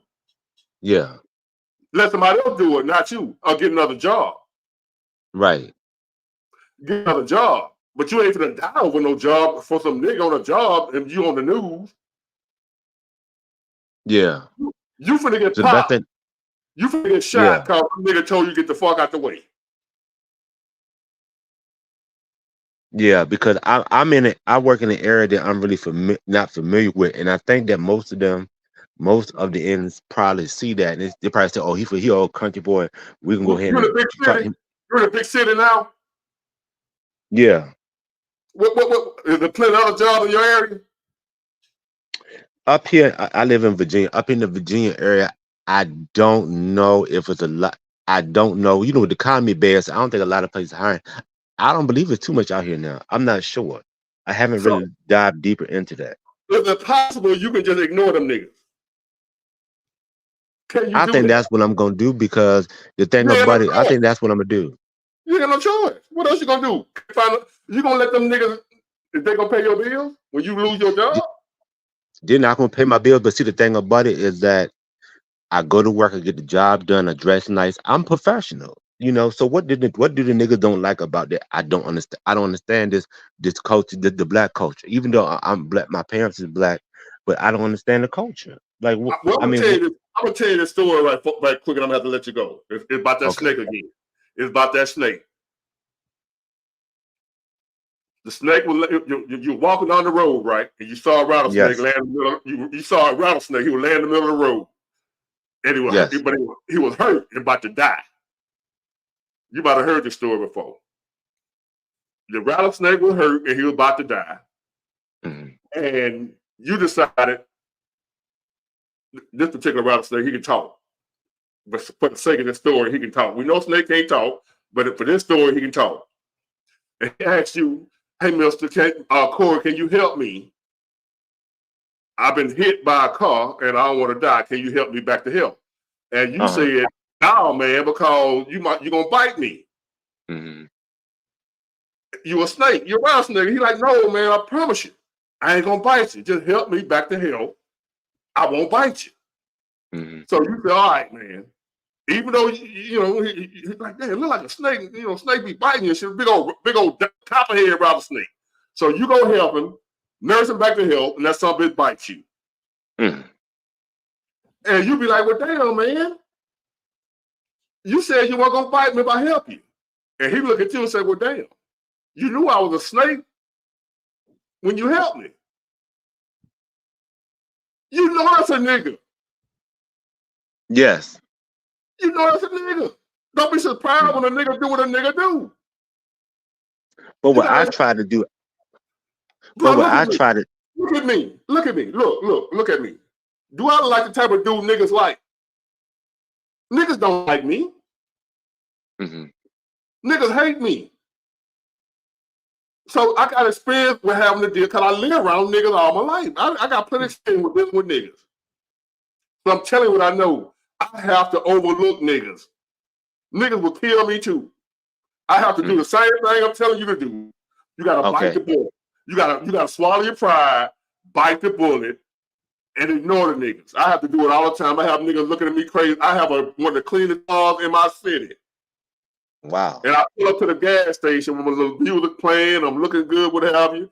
And niggas looking at me crazy. His girl looking at me, and I gotta deal with all that. And I ain't saying that to a girl. He better ask me what the hell I'm looking at. His girl looking at me. Mm-hmm. I have to this nigga stuff. So when I'm supposed to pop off, next thing you know, I'm finna head out, going out, looking good. I'm gonna get into an argument with a nigga at a gas station.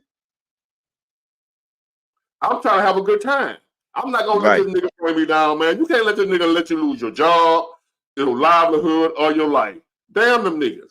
They there. That's what I'm thinking. I'm gonna just take your advice too, just to keep my mouth shut and just keep on moving. Keep on moving. But you know, thank you, Big. Can you fight? Mm-hmm. You know how to fight? I can fight, but I don't be fighting on the job. I lost a lot of jobs fighting, but you know, I'm older now. But no, what I'm saying is, yeah, if they happen to put their hands on you, right, then you do what you gotta do. Then, mm-hmm. But before them running their mouth, nigga, get the fuck out of the way. You know what I do? I get the fuck out of the way. Mm-hmm. They call me punk, whatever they want to call me. Because what's gonna end up happening is you ain't got to do it. Somebody gonna get rid of them for you. Somebody else gonna get them. They gonna work out their neck. You ain't got to do it. You just hold on. Let somebody else handle that. God gonna take care of them. If you doing the right thing, something gonna happen to them. Don't let it be you. Let somebody else crash out on them. What they gonna end up doing is running across another nigga. Got it? Got it. Thank you. Thank you so much. Thank you so much, Big Ward, for the advice, and I wish you success on your channel. Thank you so much. I appreciate you. Thank you for joining me. Thank you, buddy. All right, Keys reads you next, and then Andrea Hall. And you behave yourself, Andrea.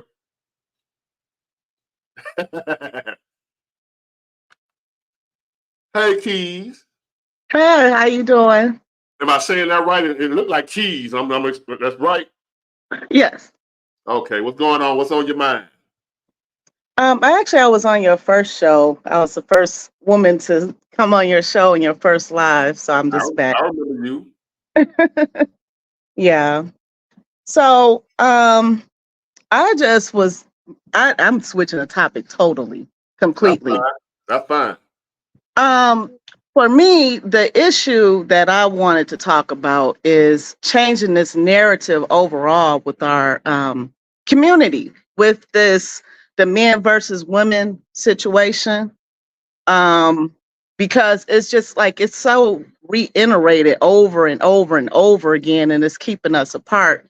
And with everything that's going on in society right now, we need each other.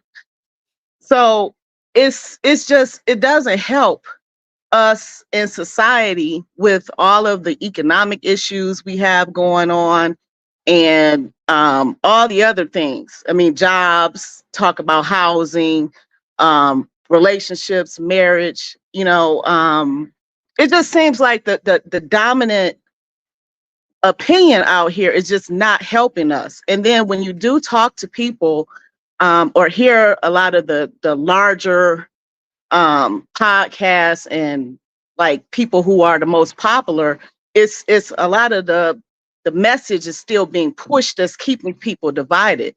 And one of the biggest things that I think is problematic is this issue about single moms, the single moms thing.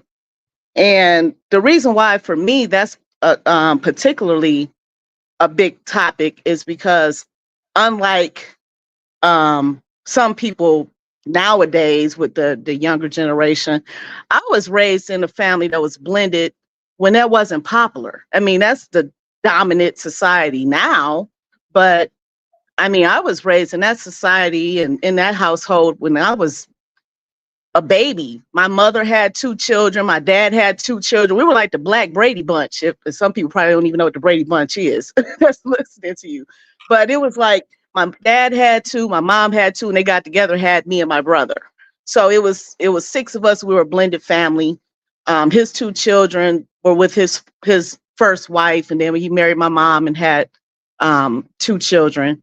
And from that, I mean, he was the dad in the household and took care of the kids and treated everyone like they were his own. And I mean, and everybody turned out pretty successful in my family. So the idea that all single moms is just the wasteland of society and that they're just totally undateable. I mean, that's like the biggest message that's being pushed out here. I think that's just a ridiculous idea, because when people say that, they're just putting that out there and they're not saying, well, what's the solution then? Because if the issue is the women, some women, because not all, like myself, I was married. Well, I was actually married more than once, but I married the first time that the father of my child was my husband. I got divorced and I actually married again. And at that point, I've been on both sides of the table. So I had the stepfather and I also had the original father in my particular situation. But in some situations, that's not the case. So in those circumstances, people are saying like, well, she chose wrong and, she's the wasteland of society and you just shouldn't, she's undateable. Those women are just undateable. Don't waste your time. But so what's the solution? No one offers a solution for what happens to those children that a lot of times people would say are going to grow up and be the kids that got the gun in your face, or they're going to be the ones that's in the criminal system, as if a step parent, a proper father in a home, won't change that. I mean, usually that's what happens. If the statistics say that a 2-parent household is better than one, and someone is available to change that narrative and add to that household and step in and be a father figure to those children, why are we not pushing that? Why are we contributing to this narrative that's just continuing to break down our community, especially our community, the Black community? That's just something I just have an issue with. Let me ask you a question.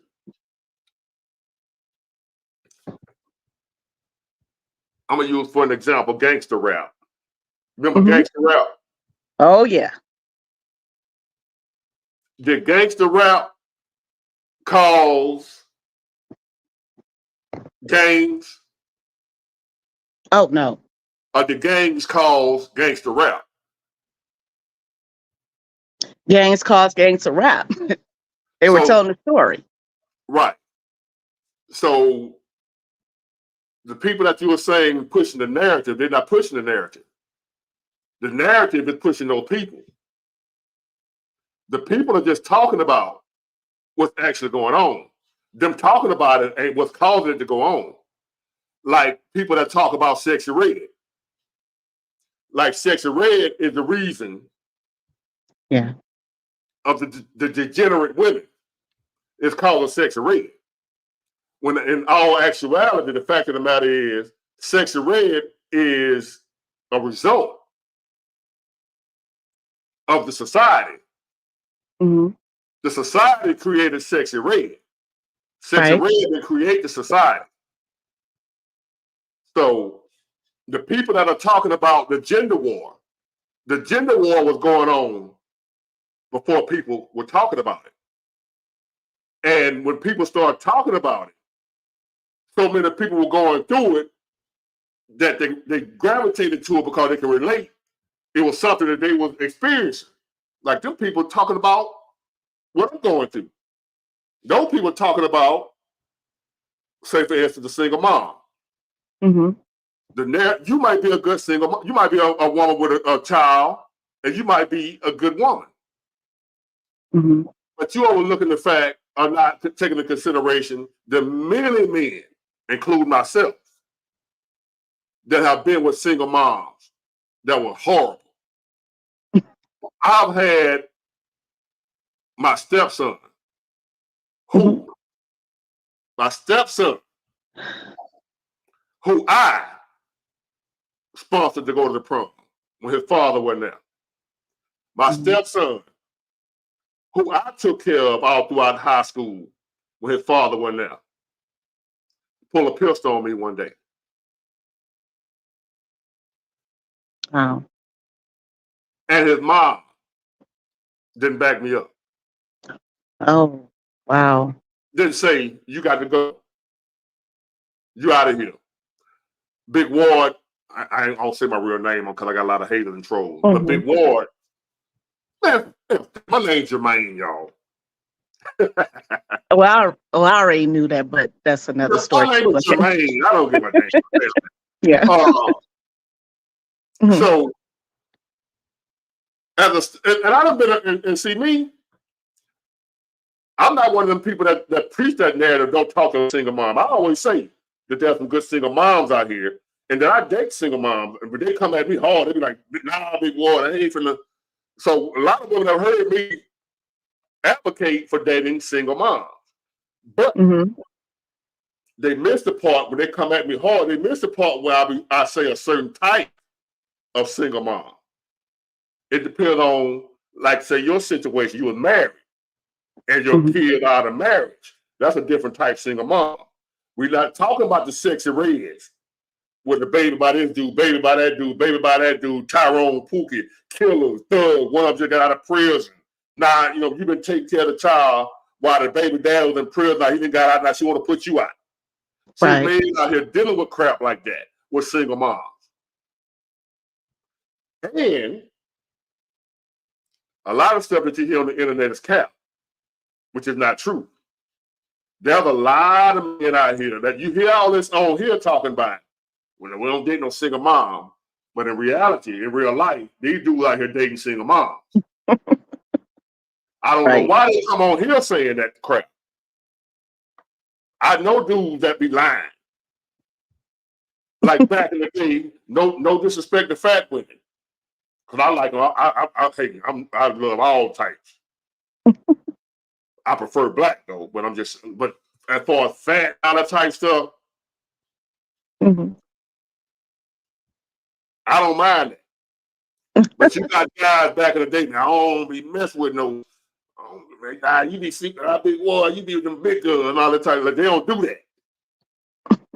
And then you'll catch them with a big girl. But they say that, I'm just saying, dude, you got guys, what we used to talk about when I was growing up, excuse my language, y'all, will lie on their dick. Oh, I know that term. Right. Don't lie on their dick. Yeah, they do. Men lie. Numbers don't. Yeah. I see too many. You ain't gonna find men and women out here that don't have kids.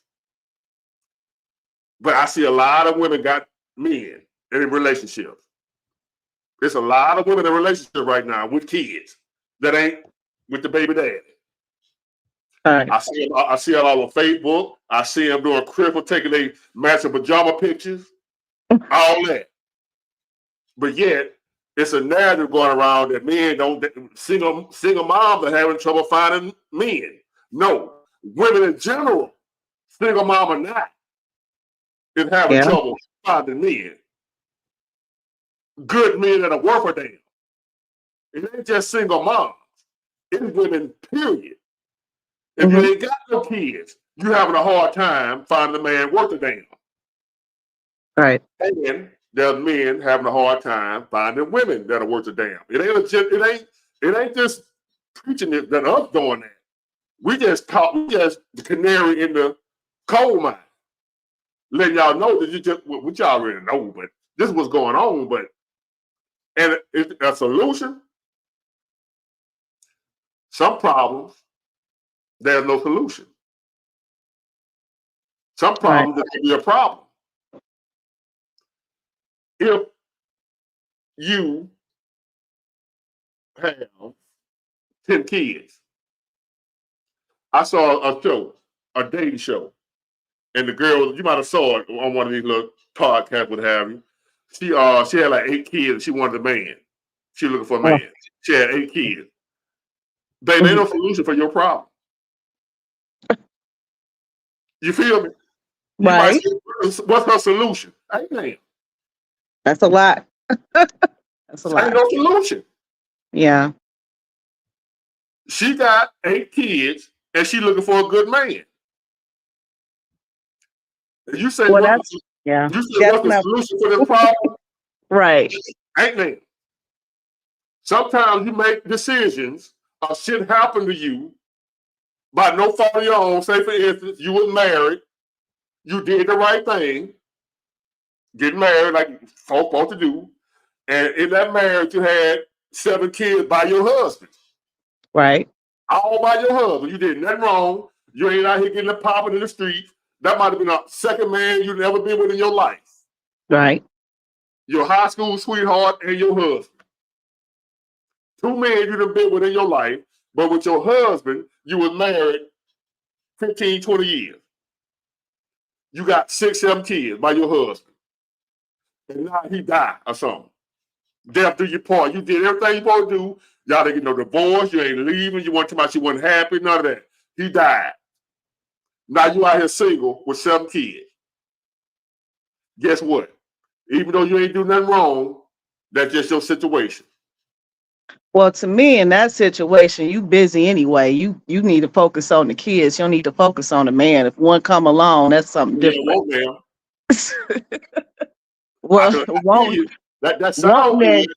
That's That sounds not good. logical. That's not rational. But I mean, Human some of nature. those women, they get men too. Not necessarily a good man, because I mean, you'll see, unfortunately, the stories on YouTube and in the news where those guys might go off and do something to them or something like that too. So I mean, the selection is not always the best for them either, especially in that situation. I mean, the more like issues you have, of course, you like losing ground in the dating pool. I mean, that's just a fact. But so, but that shouldn't be the focus. That's just like you say, the men shouldn't be focused on women and trying to get their money together. A woman in that situation should be focused on her children and not, who in her household or who she's sleeping with at night. She But needs to take care of those kids. you just answered your question though. You said, "What's the solution to that?" Well, if a Yeah. woman she a single mom with kids, that's the solution. You shouldn't be worried about a man no way. Well, I mean, but Ah. that's true to a certain. Of course, your children are supposed to be your priority always. But as far as the issues people bring up with the statistics and talk about children turning out, if they have a single mother in the home, they're more likely to do this and do that. Well, if you're concerned about the community and you want to try to turn it around, then the statistics saying that the man in the home helps, then maybe you should be the man at home. But I can understand what you're saying too, because it's definitely a challenging situation to be a step parent. But there are Step men in the parent home. is not fun. There are men in the homes. Right. A lot of times those statistics or lies Yeah. are not completely accurate. There are men in the homes. There are men dating single moms. That is not true that no men would date single moms. That ain't true. I date single moms. I Right. don't date a sexy red, Oh, but I'll date a single mom. right. Cause different stroke for different folks. I don't want no more kids. Right. So you got men like me that prefer a woman that's got kids. Cause I don't want to be with a woman that wants some kids. That's another point. If I'm out here dating, hold on. If I'm out here dating, right, as a Mhm. man, see, people don't tell that truth. There are men to the people that are out here that trying to discourage single moms like there's no hope for you. There Mhm. are men out here that already have kids or don't want no kids that prefer a woman that's already got kids because he don't want to have to give her none. And he knows that at some point in time, a woman with no kids don't want some. Right. If she ain't got no kids, she gonna want some kids, and I don't want none. So I Right. prefer that works best for me that you got kids. Right. To each his own, different stroke, different folks. But what you do is don't focus on the narrative what other people preaching. People be lying. That they do. People be on here, Facebook, what have you, like they on vacation somewhere balling, and they just spend their rent money for that vacation. You don't know it. Yeah. You know, if they on a cruise somewhere, and you don't know about when they get home, what they finna go Those do. bags gonna be outside with everything else. You don't know that. So you just basing it off the narrative that's being pushed on here, but in real life, that ain't real life. Men out here dating single moms. Right. And as a matter of fact, a couple of weeks ago, there was a woman on here was talking about she's single and single mom, and how these men somebody don't want no relationships. I don't want no, you know, that's me, but they don't want no relationship. But she said every man she meet, she don't want a relationship. I don't know if you remember that. She don't want a relationship either. She just want a friend. She want a date. She was married or something like that for a long period of time, and her husband died, what have you. And she just want to. She ain't want to say it, but she want to sleep around. But she didn't want to say that. Everybody was knowing what she was trying to get to. But she was saying she don't want a relationship right now. She just want to have a friend. We know what a friend is. Right. But a woman says she don't want a relationship, she just want a friend. And she don't need your money. She also put that part in there. So what she want? But she didn't want to say that. She didn't want to say that part. But she was saying the problem she was having is the men didn't want that. The men wanted a relationship. You would think the men would be glad to have somebody to just be a cut buddy with. She was like, no, these jokers want relationships. And she was an older woman. Mm-hmm. So it is what it is. Yeah. Well, it goes both ways. I mean, that's a scenario too. But maybe she just, you know, that sound more like my mom. Like, you know, if she in a different generation, been married, did all the years of marriage and all of that. I can understand that too. But that don't necessarily mean she want to be around. She might just want one guy that, you know, just one guy. She wanted a friend guy. Right. Yes. That didn't want a relationship too. She just didn't want to get married, and yeah. Right. And she wanted a relationship. She wanted to be tied down. She wanted a friend. Yeah. That comes in, knock it down every now and then, and go about his business. A companion, so to speak. Yeah. So yeah. But the guy didn't want to do that. I guess she had that, you know, she must have that, you know. And once they do the deed, he'd be like, "Oh no, I want you for myself." Try to lock you down, right? Yeah. Yeah. That was what you were going through. And she was like, "No, I don't want that. Now I want to be in a good car. When you get in a relationship, especially with a man, where you going? Yeah. All that. And she don't want that. Triggering. Yeah. Oh yeah. Right.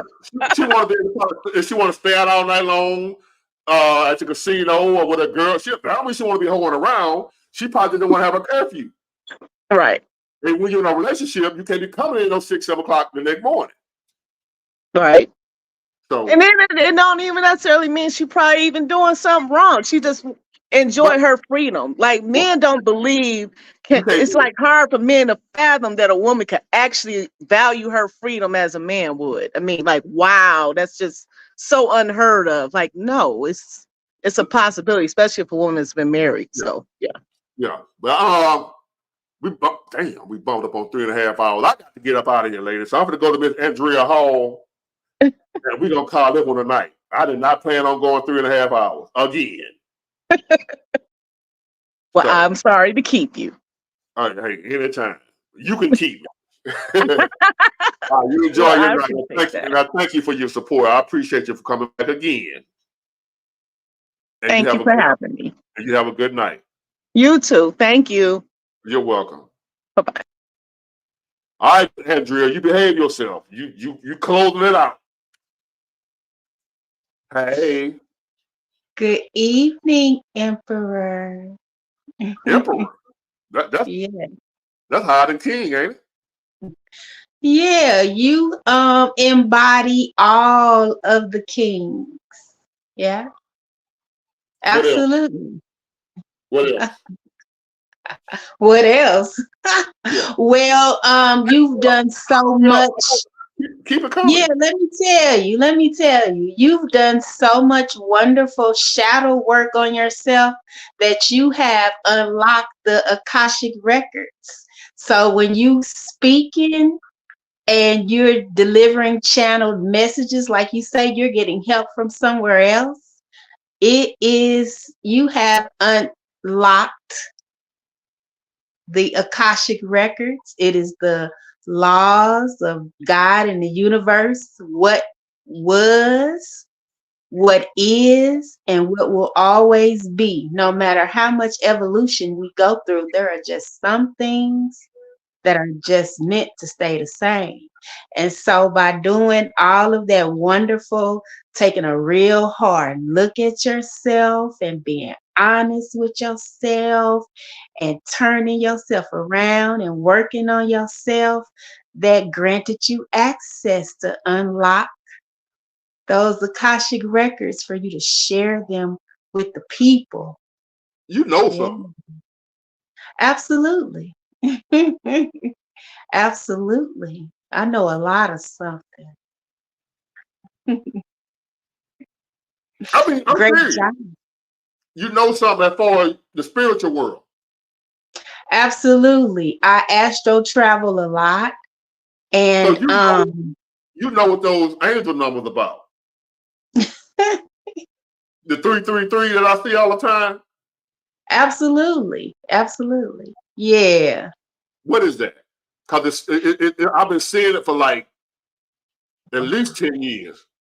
Well, it's you was on your path. You were getting messages and you just didn't know it. So whenever whenever you see some of those messages, kind of think back to what you were thinking about at the time when you saw it or what you were getting I ready still to do. do. I still do. It ain't stopped. It's an Right. increase. It's not gonna stop. They It's not increase. gonna stop. Absolutely. Absolutely. So those are angelic messages because they kind of letting you know that the things that you're thinking about or the things that you're doing, you're on track and you have guidance. Those are letting you know that you have specific guidance that's helping you. Absolutely. Great job. Well, thank you. And Great that's, job. and that's exactly what I'm dealing with. I see these numbers all day, every day. Yeah. And I go through YouTube and try to research. I didn't get a great So understanding. when you see them, just smile and know that you are getting some type of guidance from above, and just think about, well, what was I thinking about when I saw that number? What was I getting ready to do when I saw that number? That's all you got to do. And it'll start to click with the synchronicity and you'll be like, okay, yeah, so that's what I should do because that's the answer. I mean, different ones mean different things, but I don't remember what they are right offhand. But I do know that the 444 is kind of like angelic protection. If you going through something and you kind of leery about something and you see that 444. Hold on. I see 1111. I see a bunch Mm, of different ones. I see a bunch of different. I see 1111. Depends on just I don't know. It's just a pop up. 222 that's my 444 birthday. 222. God, yeah, you on yeah. Uh, That's my two- birthday. February 22nd, Yes. and then 333 444. Yeah. That's it. I see the ones a lot. The 1111, the 222, 333, and 444. And I'm glad you see the 1111. What's Mm. that? I ain't gonna tell you. Oh Lord. Why It's not? something good It's good. Because you don't want to talk about it. You say that you ain't looking for nobody, so you don't want to talk about them numbers. Oh, I'm gonna go look them up then. Oh, okay, yeah. Go look them up. Go look them up. Okay. Yeah. Well, you enjoy the rest of your Saturday night. It's 3.5 hours into this show, young lady, and I thank you for your support. Okay. Okay. I'm so happy that I got off stage in time enough to catch you. What you on stage doing? I am a poet, a drummer, and a dancer. And tonight I did drumming. Okay. You say you do astro, what you call it? I astro travel. What's that? That's like when you leave your body? Yeah. I know And I don't be knowing at the time. I used to didn't know. I do know now. But I used to didn't know until people around me I used to wake up and they snapping in my face like, girl, what, you didn't hear me? And I was like, yeah, I heard you, because I think I'm still in the conversation and everything. But they say I just zone out. And my son noticed when I do it now. He's like, you was somewhere else, weren't you? And I was like, yeah. And I know it now after so many years. I know when I tap out now and go somewhere else. And I bring back messages. I have messages to give to the people also. I'm scared to find out. The good news, now I don't want to hear no bad messages. I got some good messages about sex. We're going to have to talk about that one day. I'm going to have to be a guest because you guys need to know what's going on. Sex? Yes. I tell you what. What you doing Wednesday?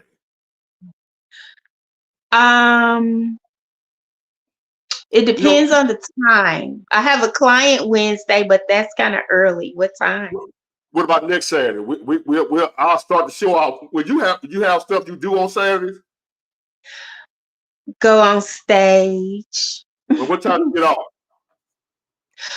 Tonight I got off at 9:00 and I rushed here. Well, shoot, I wanna have you come on. But we can do it on another night besides Saturday. We want you to be on live more. Okay, what would be a good night for you, the way you won't have to be on stage where it could be like earlier, give people a chance to. Wednesday is a good night. Wednesday is a good time for me. Okay. Somebody asked me, do you read poems? No, I do not. Okay. No, I don't know. Well, you sound very interesting. You sound like somebody I want to get to know. Absolutely. And because I know I've had some supernatural experiences. Mm-hmm. That I can't tell a lot of people because people don't believe in that type of stuff. They'll think you're crazy. So people say I'm crazy too. But I know better because I done dealt with some things. The way I know it's something else out here other than our crazy ass. Come on, brother. Come on. Tell it. And I know that's how I got here, the way I am now, and why my channel's shooting up like this. And anything I pretty much touch turned to gold, except when I went through my forging process. Yeah, who? Forging, where I was being forged. Like how fire being forged in the fire. Right. Yeah. Right. The things that I went through, I had to go through them for this particular moment. That's your shadow work. Right. So now he say don't get weak. You are, they said they tell me don't get weak for you now, but I'm a strong man. So look, why come they keep telling you that?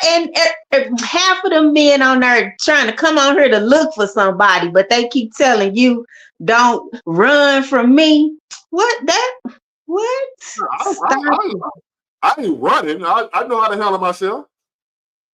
I just want to tell you, you look so handsome tonight. Well, you look handsome all the time. Oh my God, you're yummy. Ooh. Okay, you did tell me to behave myself. I'm gonna. Beggar boy. Hey, we're gonna schedule that. We're gonna schedule that. So Okay. we're gonna talk about sex. Absolutely. We're gonna talk about that's gonna give us a break for this politic bullshit. Absolutely. We're gonna talk about sex or spirituality. Yeah, that's one of the reasons why people aren't staying together like they should when they do get together. And sex has a lot to do with it. Oh yeah. Oh yeah. Mm-hmm. So, Yeah. so Wednesday, we got damn. Oh, you remember you told me you sent me your email, right? Yes, I did. I even sent you my number, but you didn't use it. I gotta be careful about that because I know, brother. I know, because there's a lot of crazy people out here. And just I like you gotta say, gauge some things. I gotta, I understand. I understand. Just like you say, you get a lot of hate.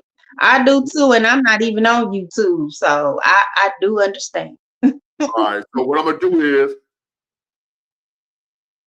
and then I got like a lot of my emails end up going to my spam, and I didn't know. So I'm looking at my email like, damn, my email not jumping like it was. Looked at my spam, and it's like 1,000 emails in it. So now I got to go through all that stuff. So, but I got yours. Ooh. So I'm gonna get with you, and we're gonna set this up for Wednesday, and Okay. then I'll post what time. They'll know what time it'll be Wednesday. So I'm gonna get with Okay. you, and we're gonna go with some topics. I know sex gonna be the main one, and spirituality. You're gonna teach us some things. Absolutely. I'm gonna let you do the teaching because I like to learn. I don't know everything, so I feel like you're gonna teach me something. I don't know everything either, but when I keep asking questions, Spirit will give me the answers in divine timing. I don't know everything either. That's the point. That's what we're gonna chop it up, and we're gonna do a show together. Okay. And thank you. So You're welcome. I'll be in touch with you, Okay. Miss Good Andrea. night, Emperor. Good night. Good night. Get it? Got it. Good. Bye.